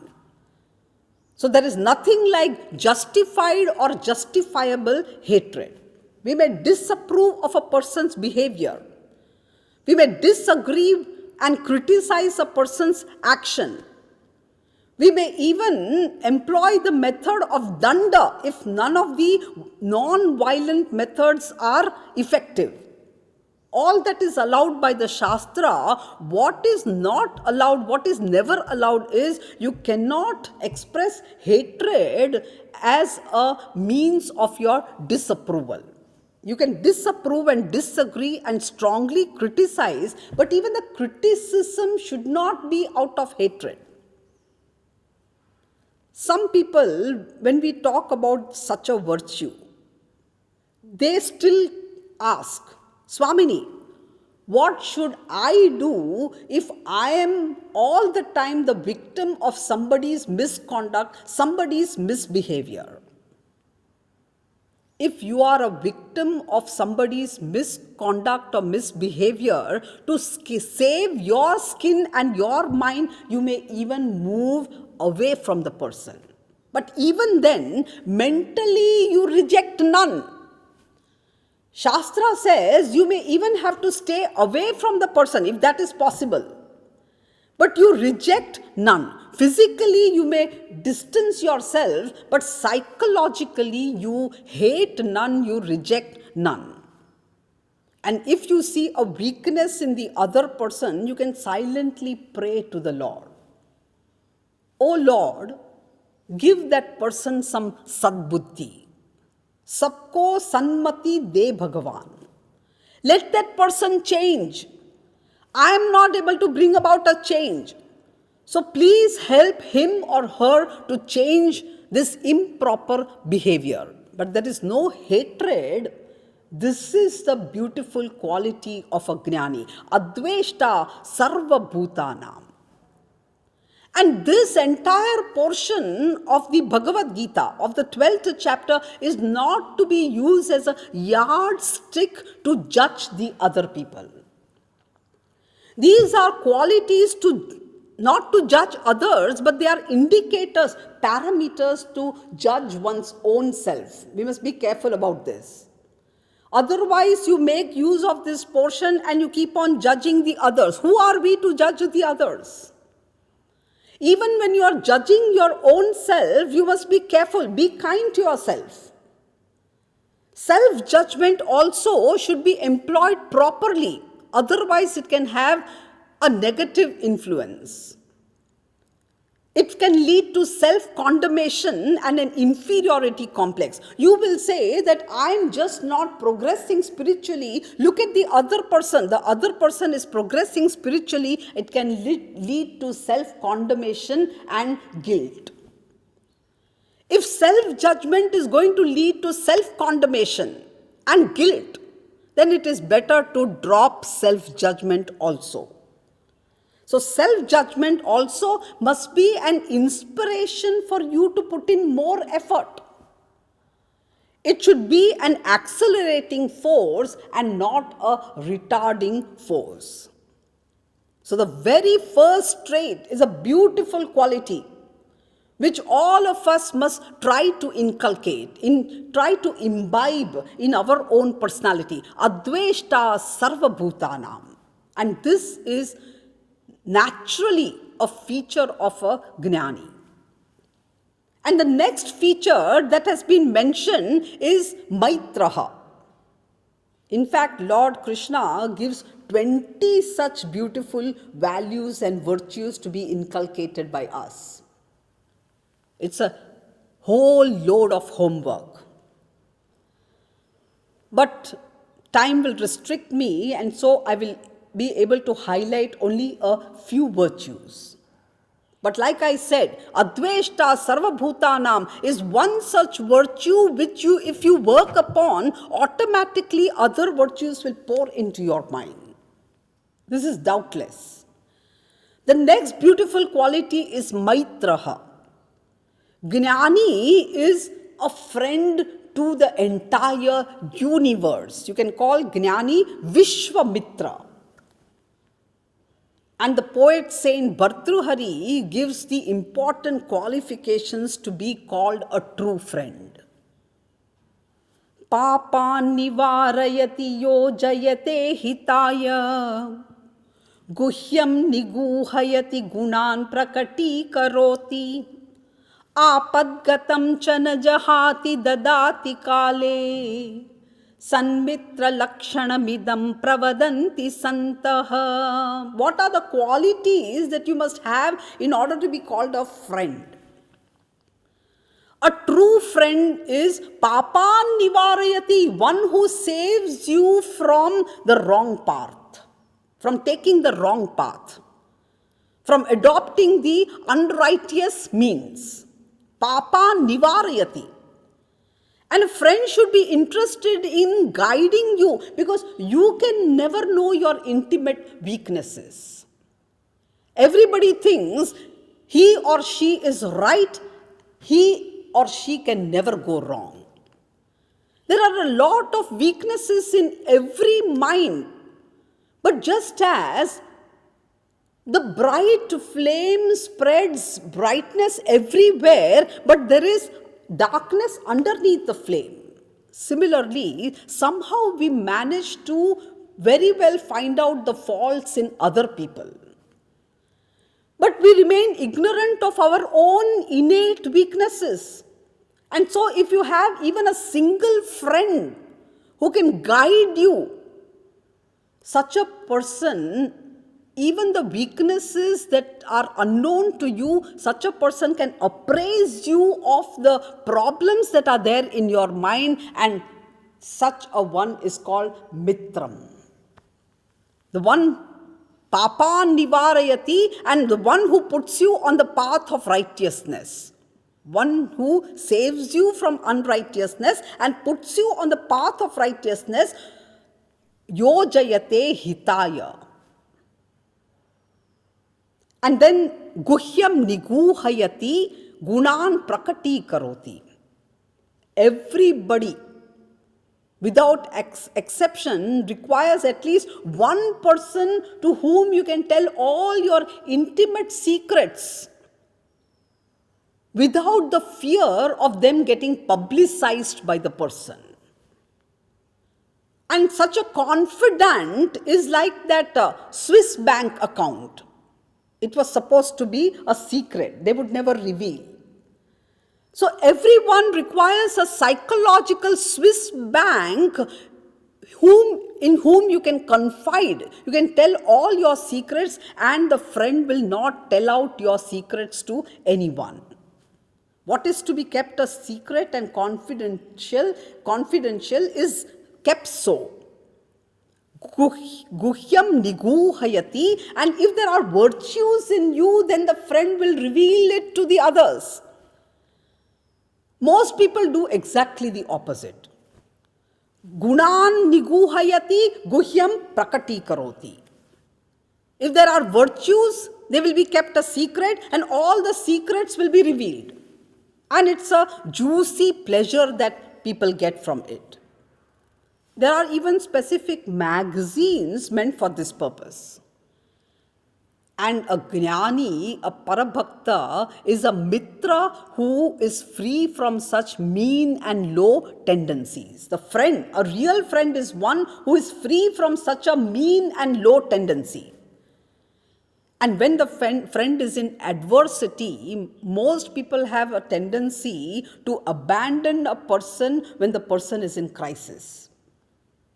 Just like Shankaracharya ji said, Kshire vitte kaha paribaraha.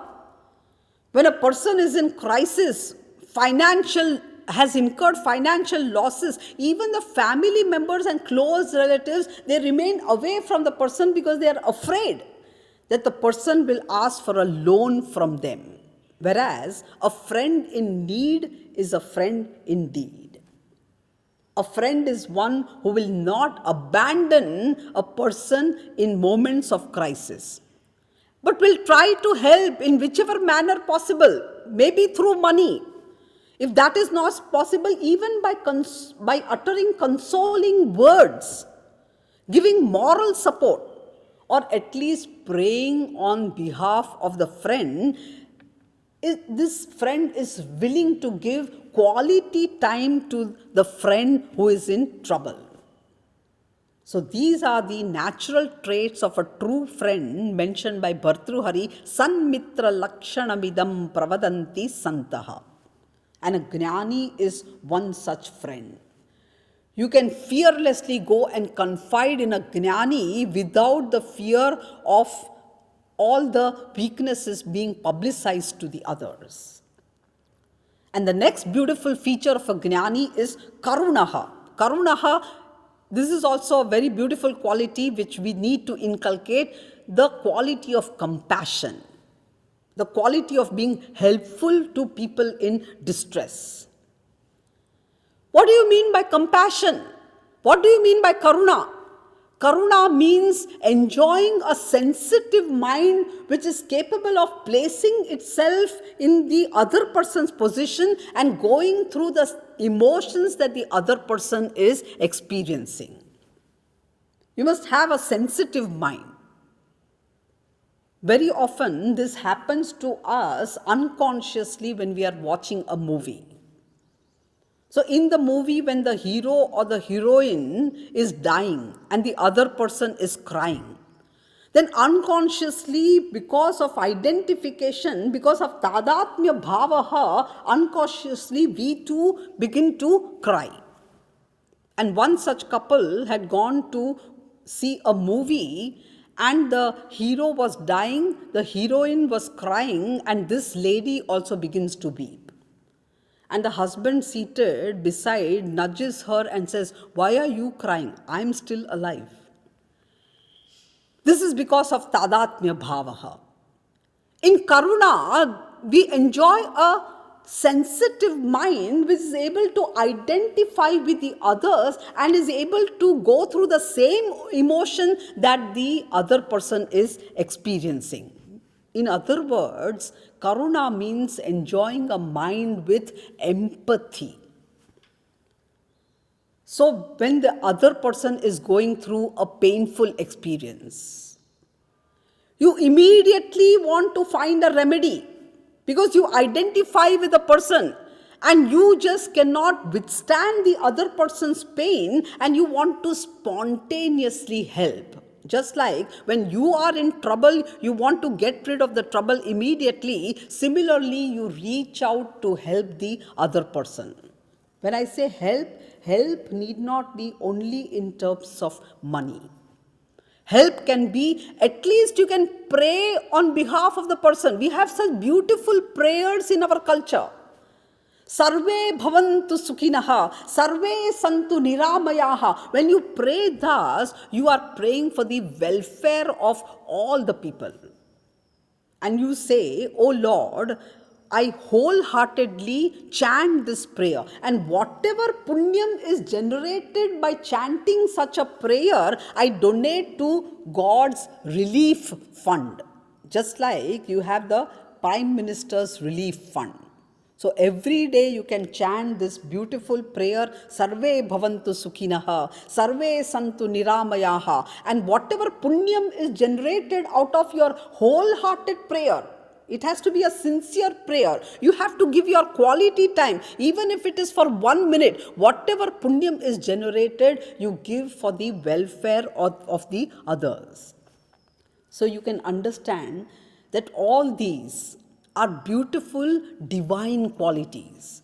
They are godly qualities, and Gnani is one with the Lord and so enjoys these godly qualities, these virtues naturally.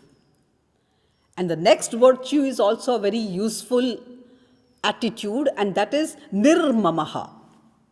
Nirmamaha means one who is from a sense of ownership with regard to anything. One who is free from mamakara. Mamakara, you understand? This is mine, that notion. One who does not have this is mine notion with regard to anything. Because truly speaking, you are not the owner of anything. You may possess several things. There's a difference between ownership and possession. Swamini, what about ownership flats? Is that not mine? Remember, wherever there is ownership, you are flat. Wherever there is ownership, you are flat. Any type of mamakara, any type of sense of ownership is a type of bondage. So then how to get rid of this mamakara? Shastra says that you will have to understand that everything that you possess, not own, everything that you possess is a temporary gift to you by the Lord. And when I say it is a gift from the Lord, you can use it for your growth. You can make use of it, but after making use of it, when it is time to give it back, then you should be able to cheerfully give back without even the slightest remorse. It could be anything or even a person. So you can pray to the Lord, "Oh Lord," when you are returning, you return with a thank you note. "Oh Lord, I thank you for my parents. I thank you for giving me such a mother. I thank you for the father. I thank you for these children." So say thanks and remember that ultimately everything belongs only to the Lord. It is only a temporary gift to you for you to make use of it for your growth, both material as well as spiritual.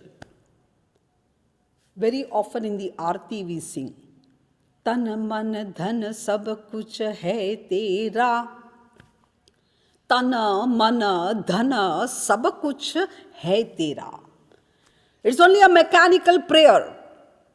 Very often we sing it without understanding. It should not be a mere mechanical prayer. We should mean it from the bottom of the heart. And if you can do that, then it is called nirmamatvam.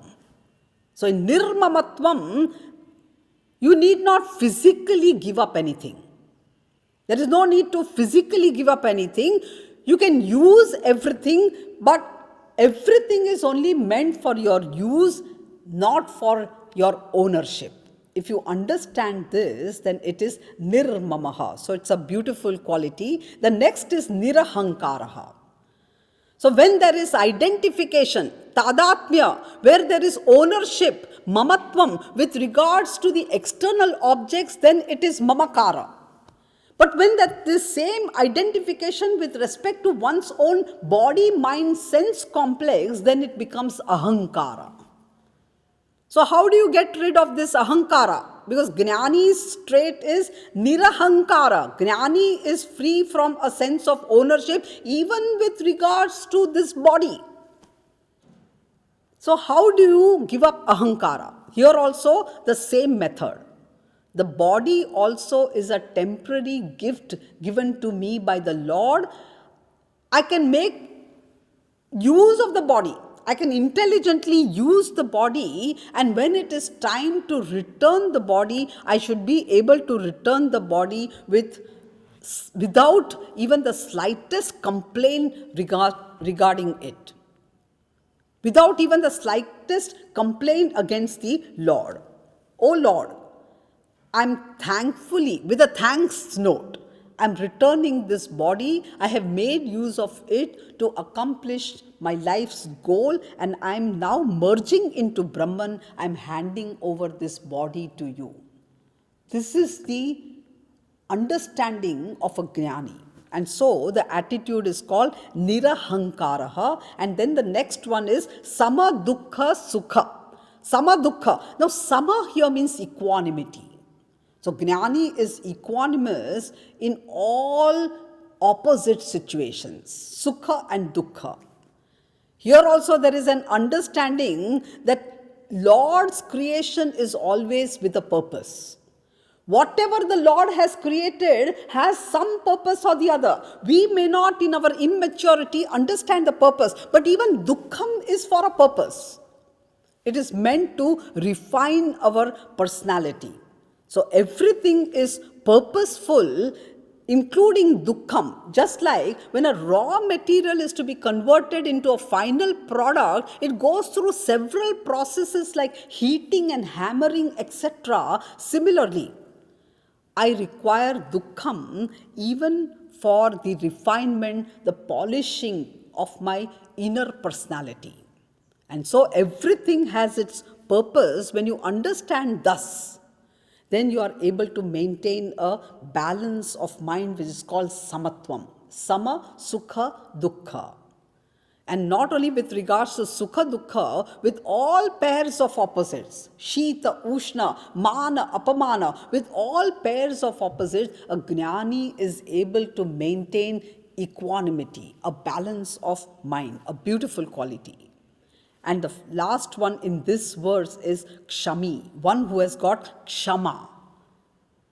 It is not shama, it is kshama.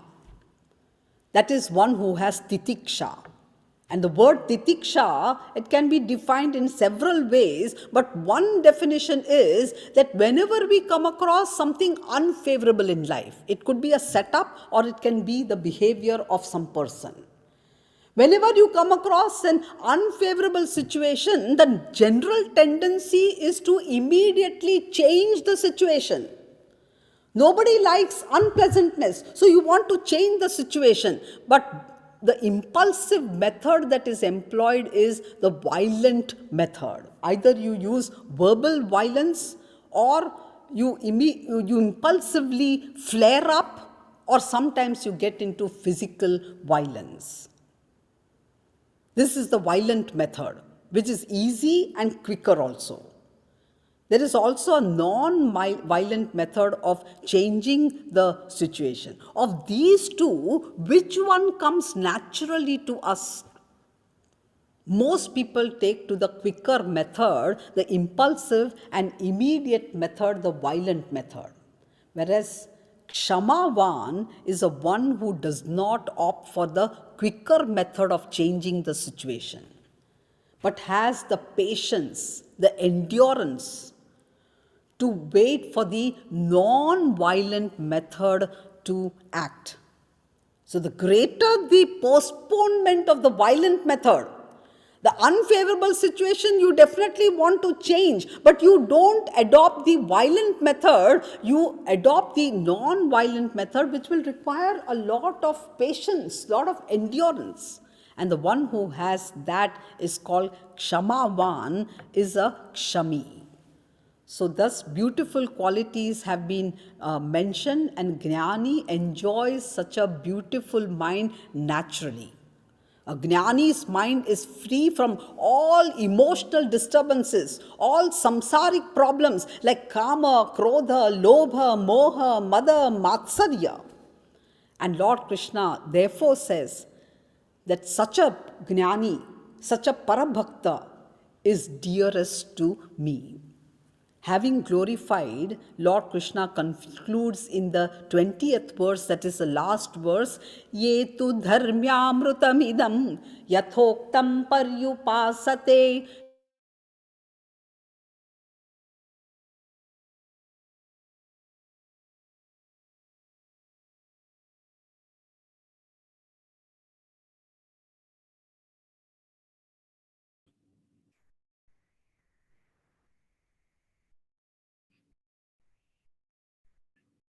I think the ma'am is facing some internet issues.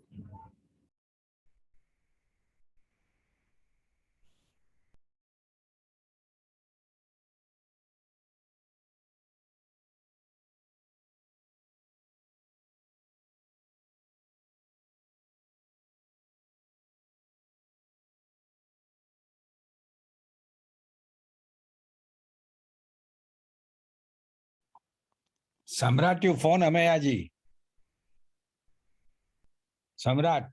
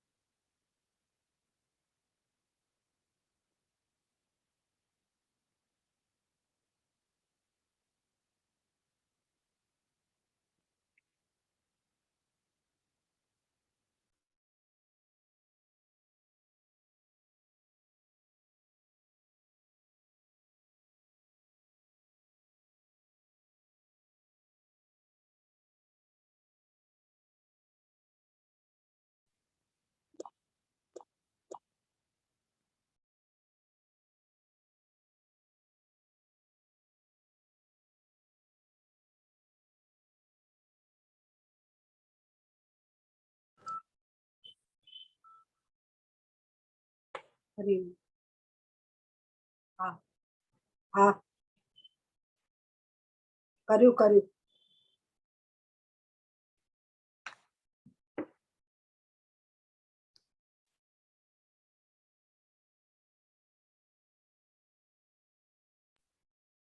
I think it is a internet issue from our side.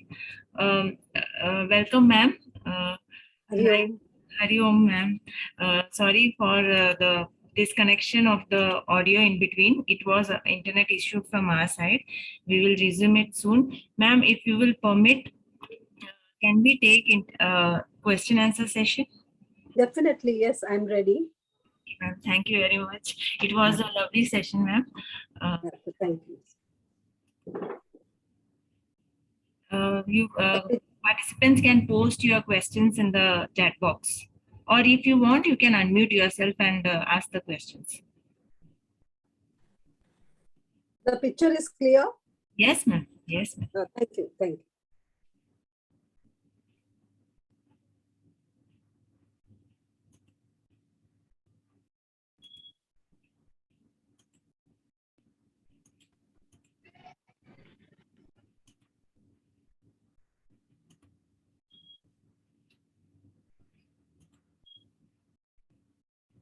Samrat sir, you can ask the questions. Samrat sir, have you joined back? Medhavi ma'am, you can unmute.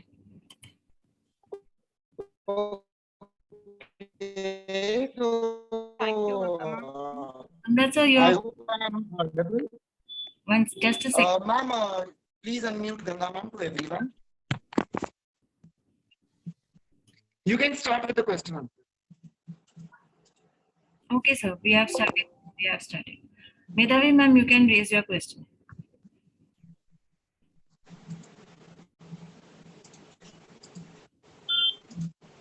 Medhavi ma'am.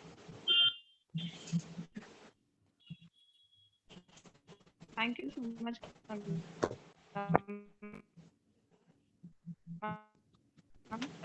Medhavi ma'am, your voice is lagging. See them. You can leave it in the chat box if possible. I will leave that in the chat. Yeah, now I can see, It's audible, yeah. I Now, can see you clearly. Miravi ma'am, now you can ask. No.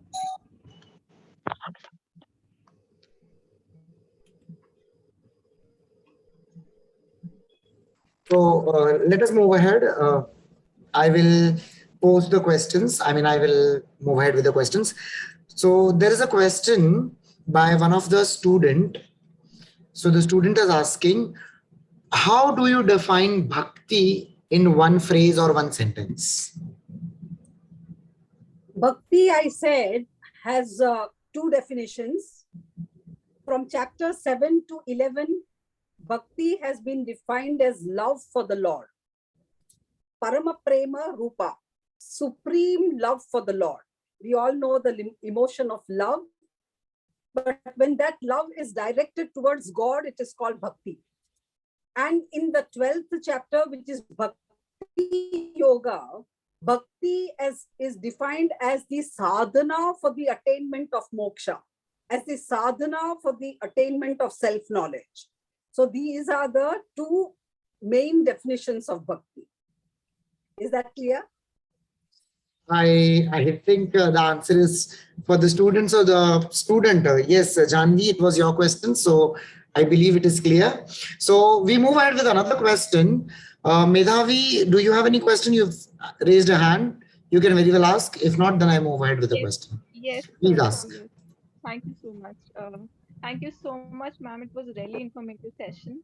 I was so mesmerized, and it was going, and I was like, I want to listen more. I actually didn't wanted you to stop, but Oh, but that is a sign of Chitta Shuddhi, when one begins to understand and to appreciate and to enjoy, first of all, because these are things that one has to really understand, first of all. And unless we have the basic purity of mind, which is required to become a sadhaka, to become even a jignasu, we cannot appreciate all this. So when I was rendering the 12th chapter, I said it is the essence of the Shastra. And so for me to give the crux of the whole chapter was really a task, and I'm happy you enjoyed. yeah, it was really super. Ma'am, my question to you is it not good that rather than asking other people for some favor or for some gifts, we should ask God to bless us with gifts? So is there any fault in it that when, because there are different forms of bhakti, as in the beginning you said the first type of bhakti is when the first level for a beginner is when we have some materialistic desire, and for that desire we work, right? Yes, So yes, for God, the supreme one is the one who is uh, totally devoted to him without any means the jnana, yes. Jnani. right? Yeah, the Yes. jnani. But even if we are a beginner, so don't you think that it's good rather than asking somebody for a favor, we should ask God? Yes, yes. That is the very first step of bhakti that has been mentioned even in the 12th chapter, which we call as materialistic motivated bhakti, where you have your own personal desires. And even when we ask for favors from other people, it is not by their glory, it is not by their strength that they are going to be able to help us. It is only if God wills, and it Yeah. is by God's glory ultimately. So instead of seeking help from any other materialistic person who is very much the same as we are all sailing in the same boat. And so it would be good to begin bhakti by addressing the problem directly to the Lord. You're right, Madhuri. And ma'am, one more thing, that how do we know that our bhakti is going in the right direction? Do we get any The signal or yeah? Yes, you come to know that bhakti is in the right direction when you're evolving, because most people begin with the first level of bhakti, majority without understanding. They do some sort of bhakti, but even people who are on the track of bhakti, they get stuck at the first level itself. So one has to progress, and as you progress, I said, you get more and more interested towards scriptural study. Now you want to understand the Bhagavad Gita. Till now, you just did not have any interest. But when you begin evolving in bhakti, now you want to know the meaning of the verses, you want to understand the Lord's message, and then the next step is you want to bring it into your life. You want to actualize whatever you have understood. So this is all, these are signs of evolution. Thank you so much, ma'am. Thank you so much. I would really love to listen more and more from you. Yeah, that's Thank nice. you. Yeah. So there's another question by one of the student. What is the result of the path of bhakti and how it is? Is it easy or it is difficult? No, I mean the result, if you're asking for the ultimate result, it is the attainment of mukti, moksha. And when we say moksha, it is not some mystical experience. Moksha simply means owning up my true self, my higher self. Shastra clearly says that you are not this limited individual, the limited jiva. You're not the body, mind, sense complex, but you are Atma Swarupa, which is already Purna. So once you attain that knowledge, which is the climax of bhakti, which is the ultimate result of bhakti, once you attain that, nothing more remains to be attained. It is called Purnatvam. So that is the ultimate consequence. But when you ask whether it is easy or not, to make it easy, Lord has given these different levels. So you can start with selfish activity, which most people will. And from there, you try to do more of selfless activity, which is called Nishkama Karma. Everywhere, the attitude is very important.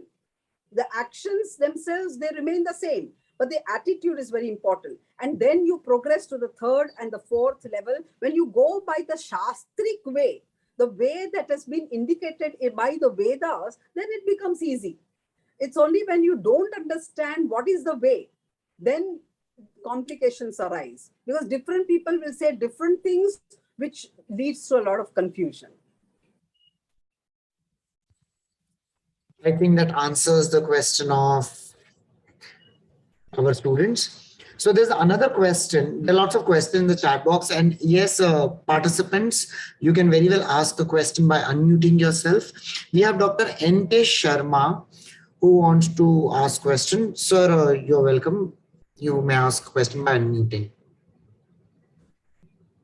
Hello. Ji, sir. Hello. Yeah, Hari Om. Yeah. Yeah, namaskar. I'm not able to see. Am I audible? You're audible, but I cannot see you. I'm audible? Yes, you're audible. You can go ahead. My camera is on. Yes, now I see you. Yeah. My question is that in Bhagavad Gita, in Bhagavad Gita, so if you see this chapter number 3, even in the end of the chapter number 2, Karma Yoga starts. The explanation of Karma Yoga comes, and then Niskam Karma Yoga, then Gyan Karma Yoga, then Gyan Vigyan Yoga, all these comes, and then in 12th chapter, it is coming Bhakti Yoga. Yes. Right? Yes. What is your question? So so which one the question is then if Karma Yoga can do better for us or Bhakti Yoga can do better for us, which one is better for the normal person? Karma Yoga or Bhakti Yoga? Yes, I got your question, sir. Which one a normal person should follow actually? Yes, I got your question.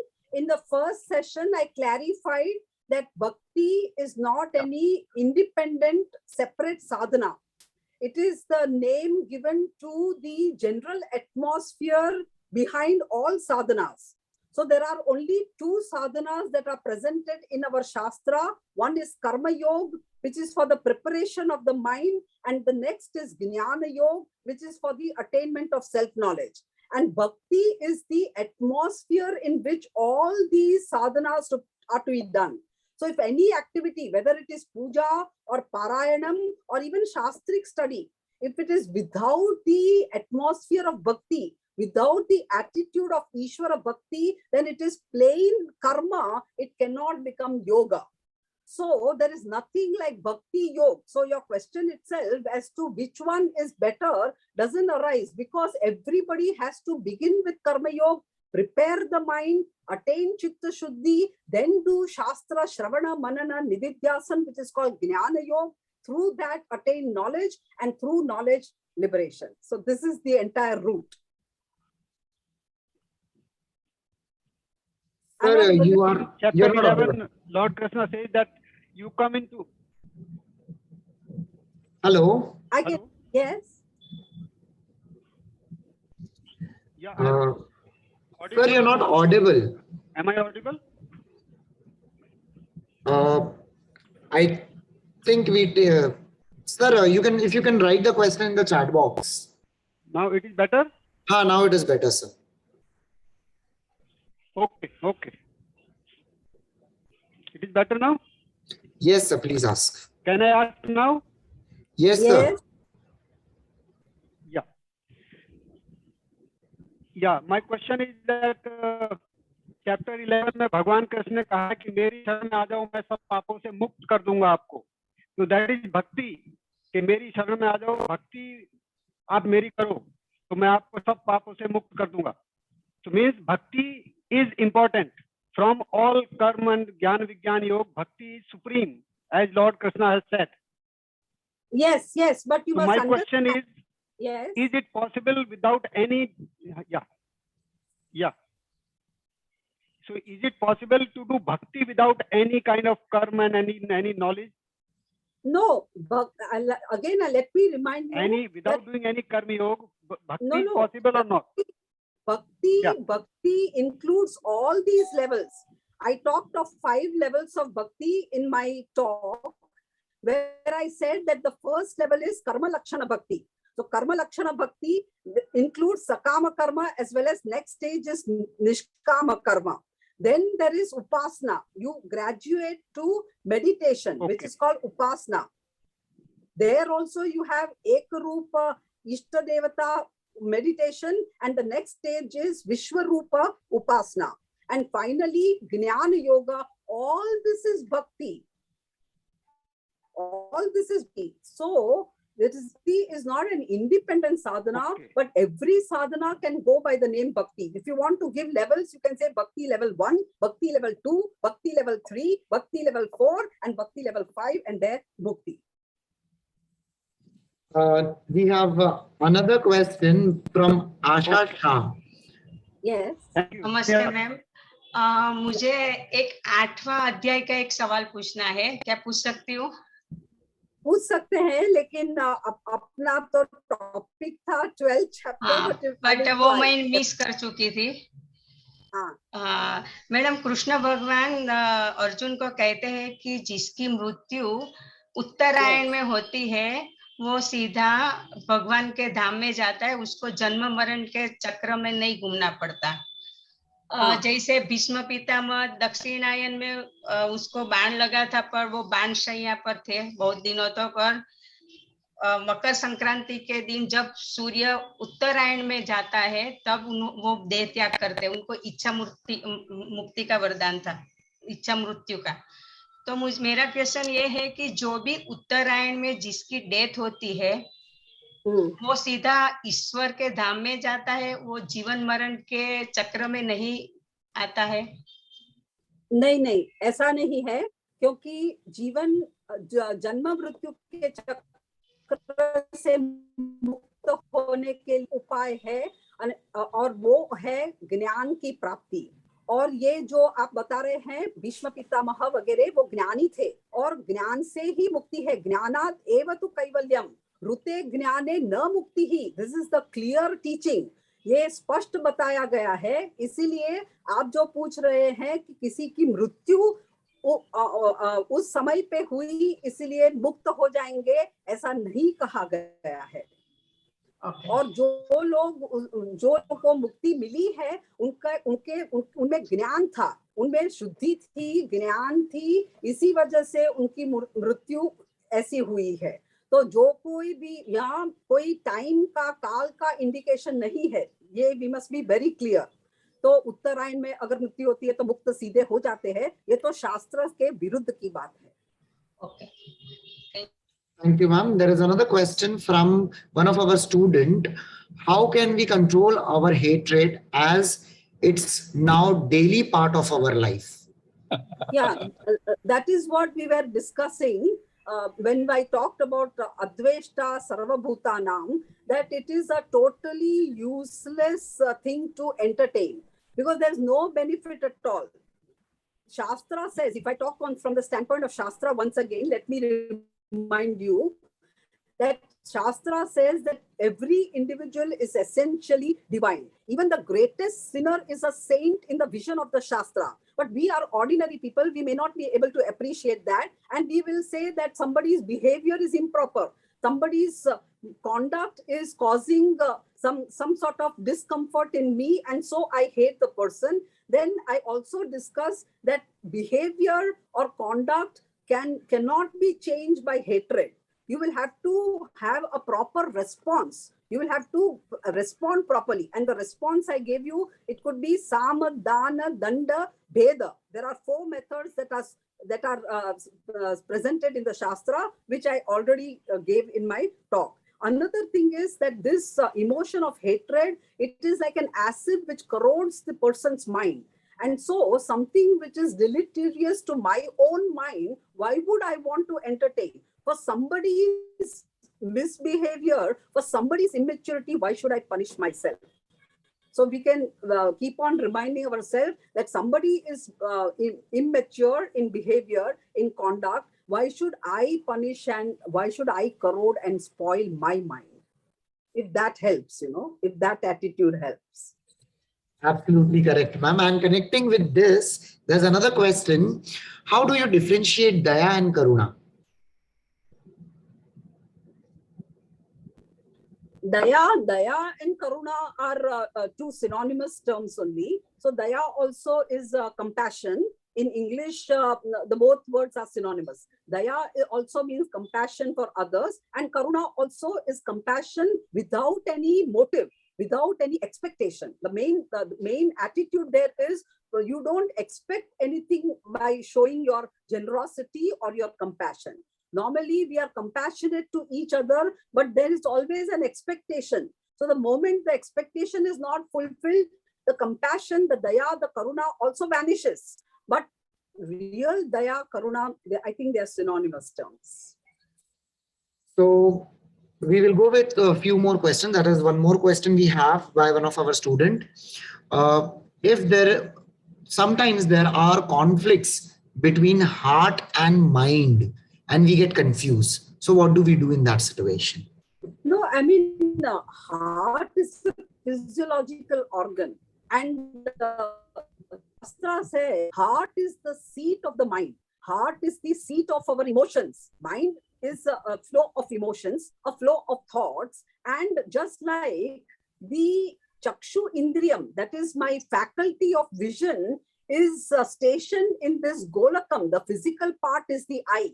The physical part is visible. Similarly, heart is the Golakam for the mind. So there is no real comparison between the heart and the mind, because heart is the physical aspect and mind is the subtler aspect.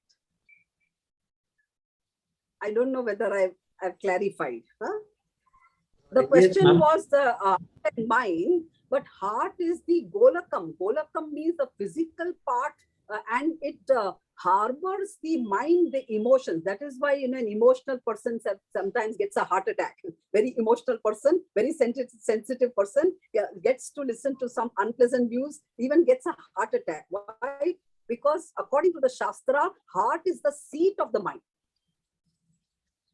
So yes, it answers the question of many students, because the questions are interconnected. What I assume.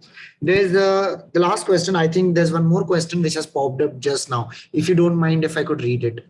Yeah, definitely you can. What to do when somebody does wrong to you or hurts you and you aren't able to get over it even after a long time? This is a question by 3rd-year student.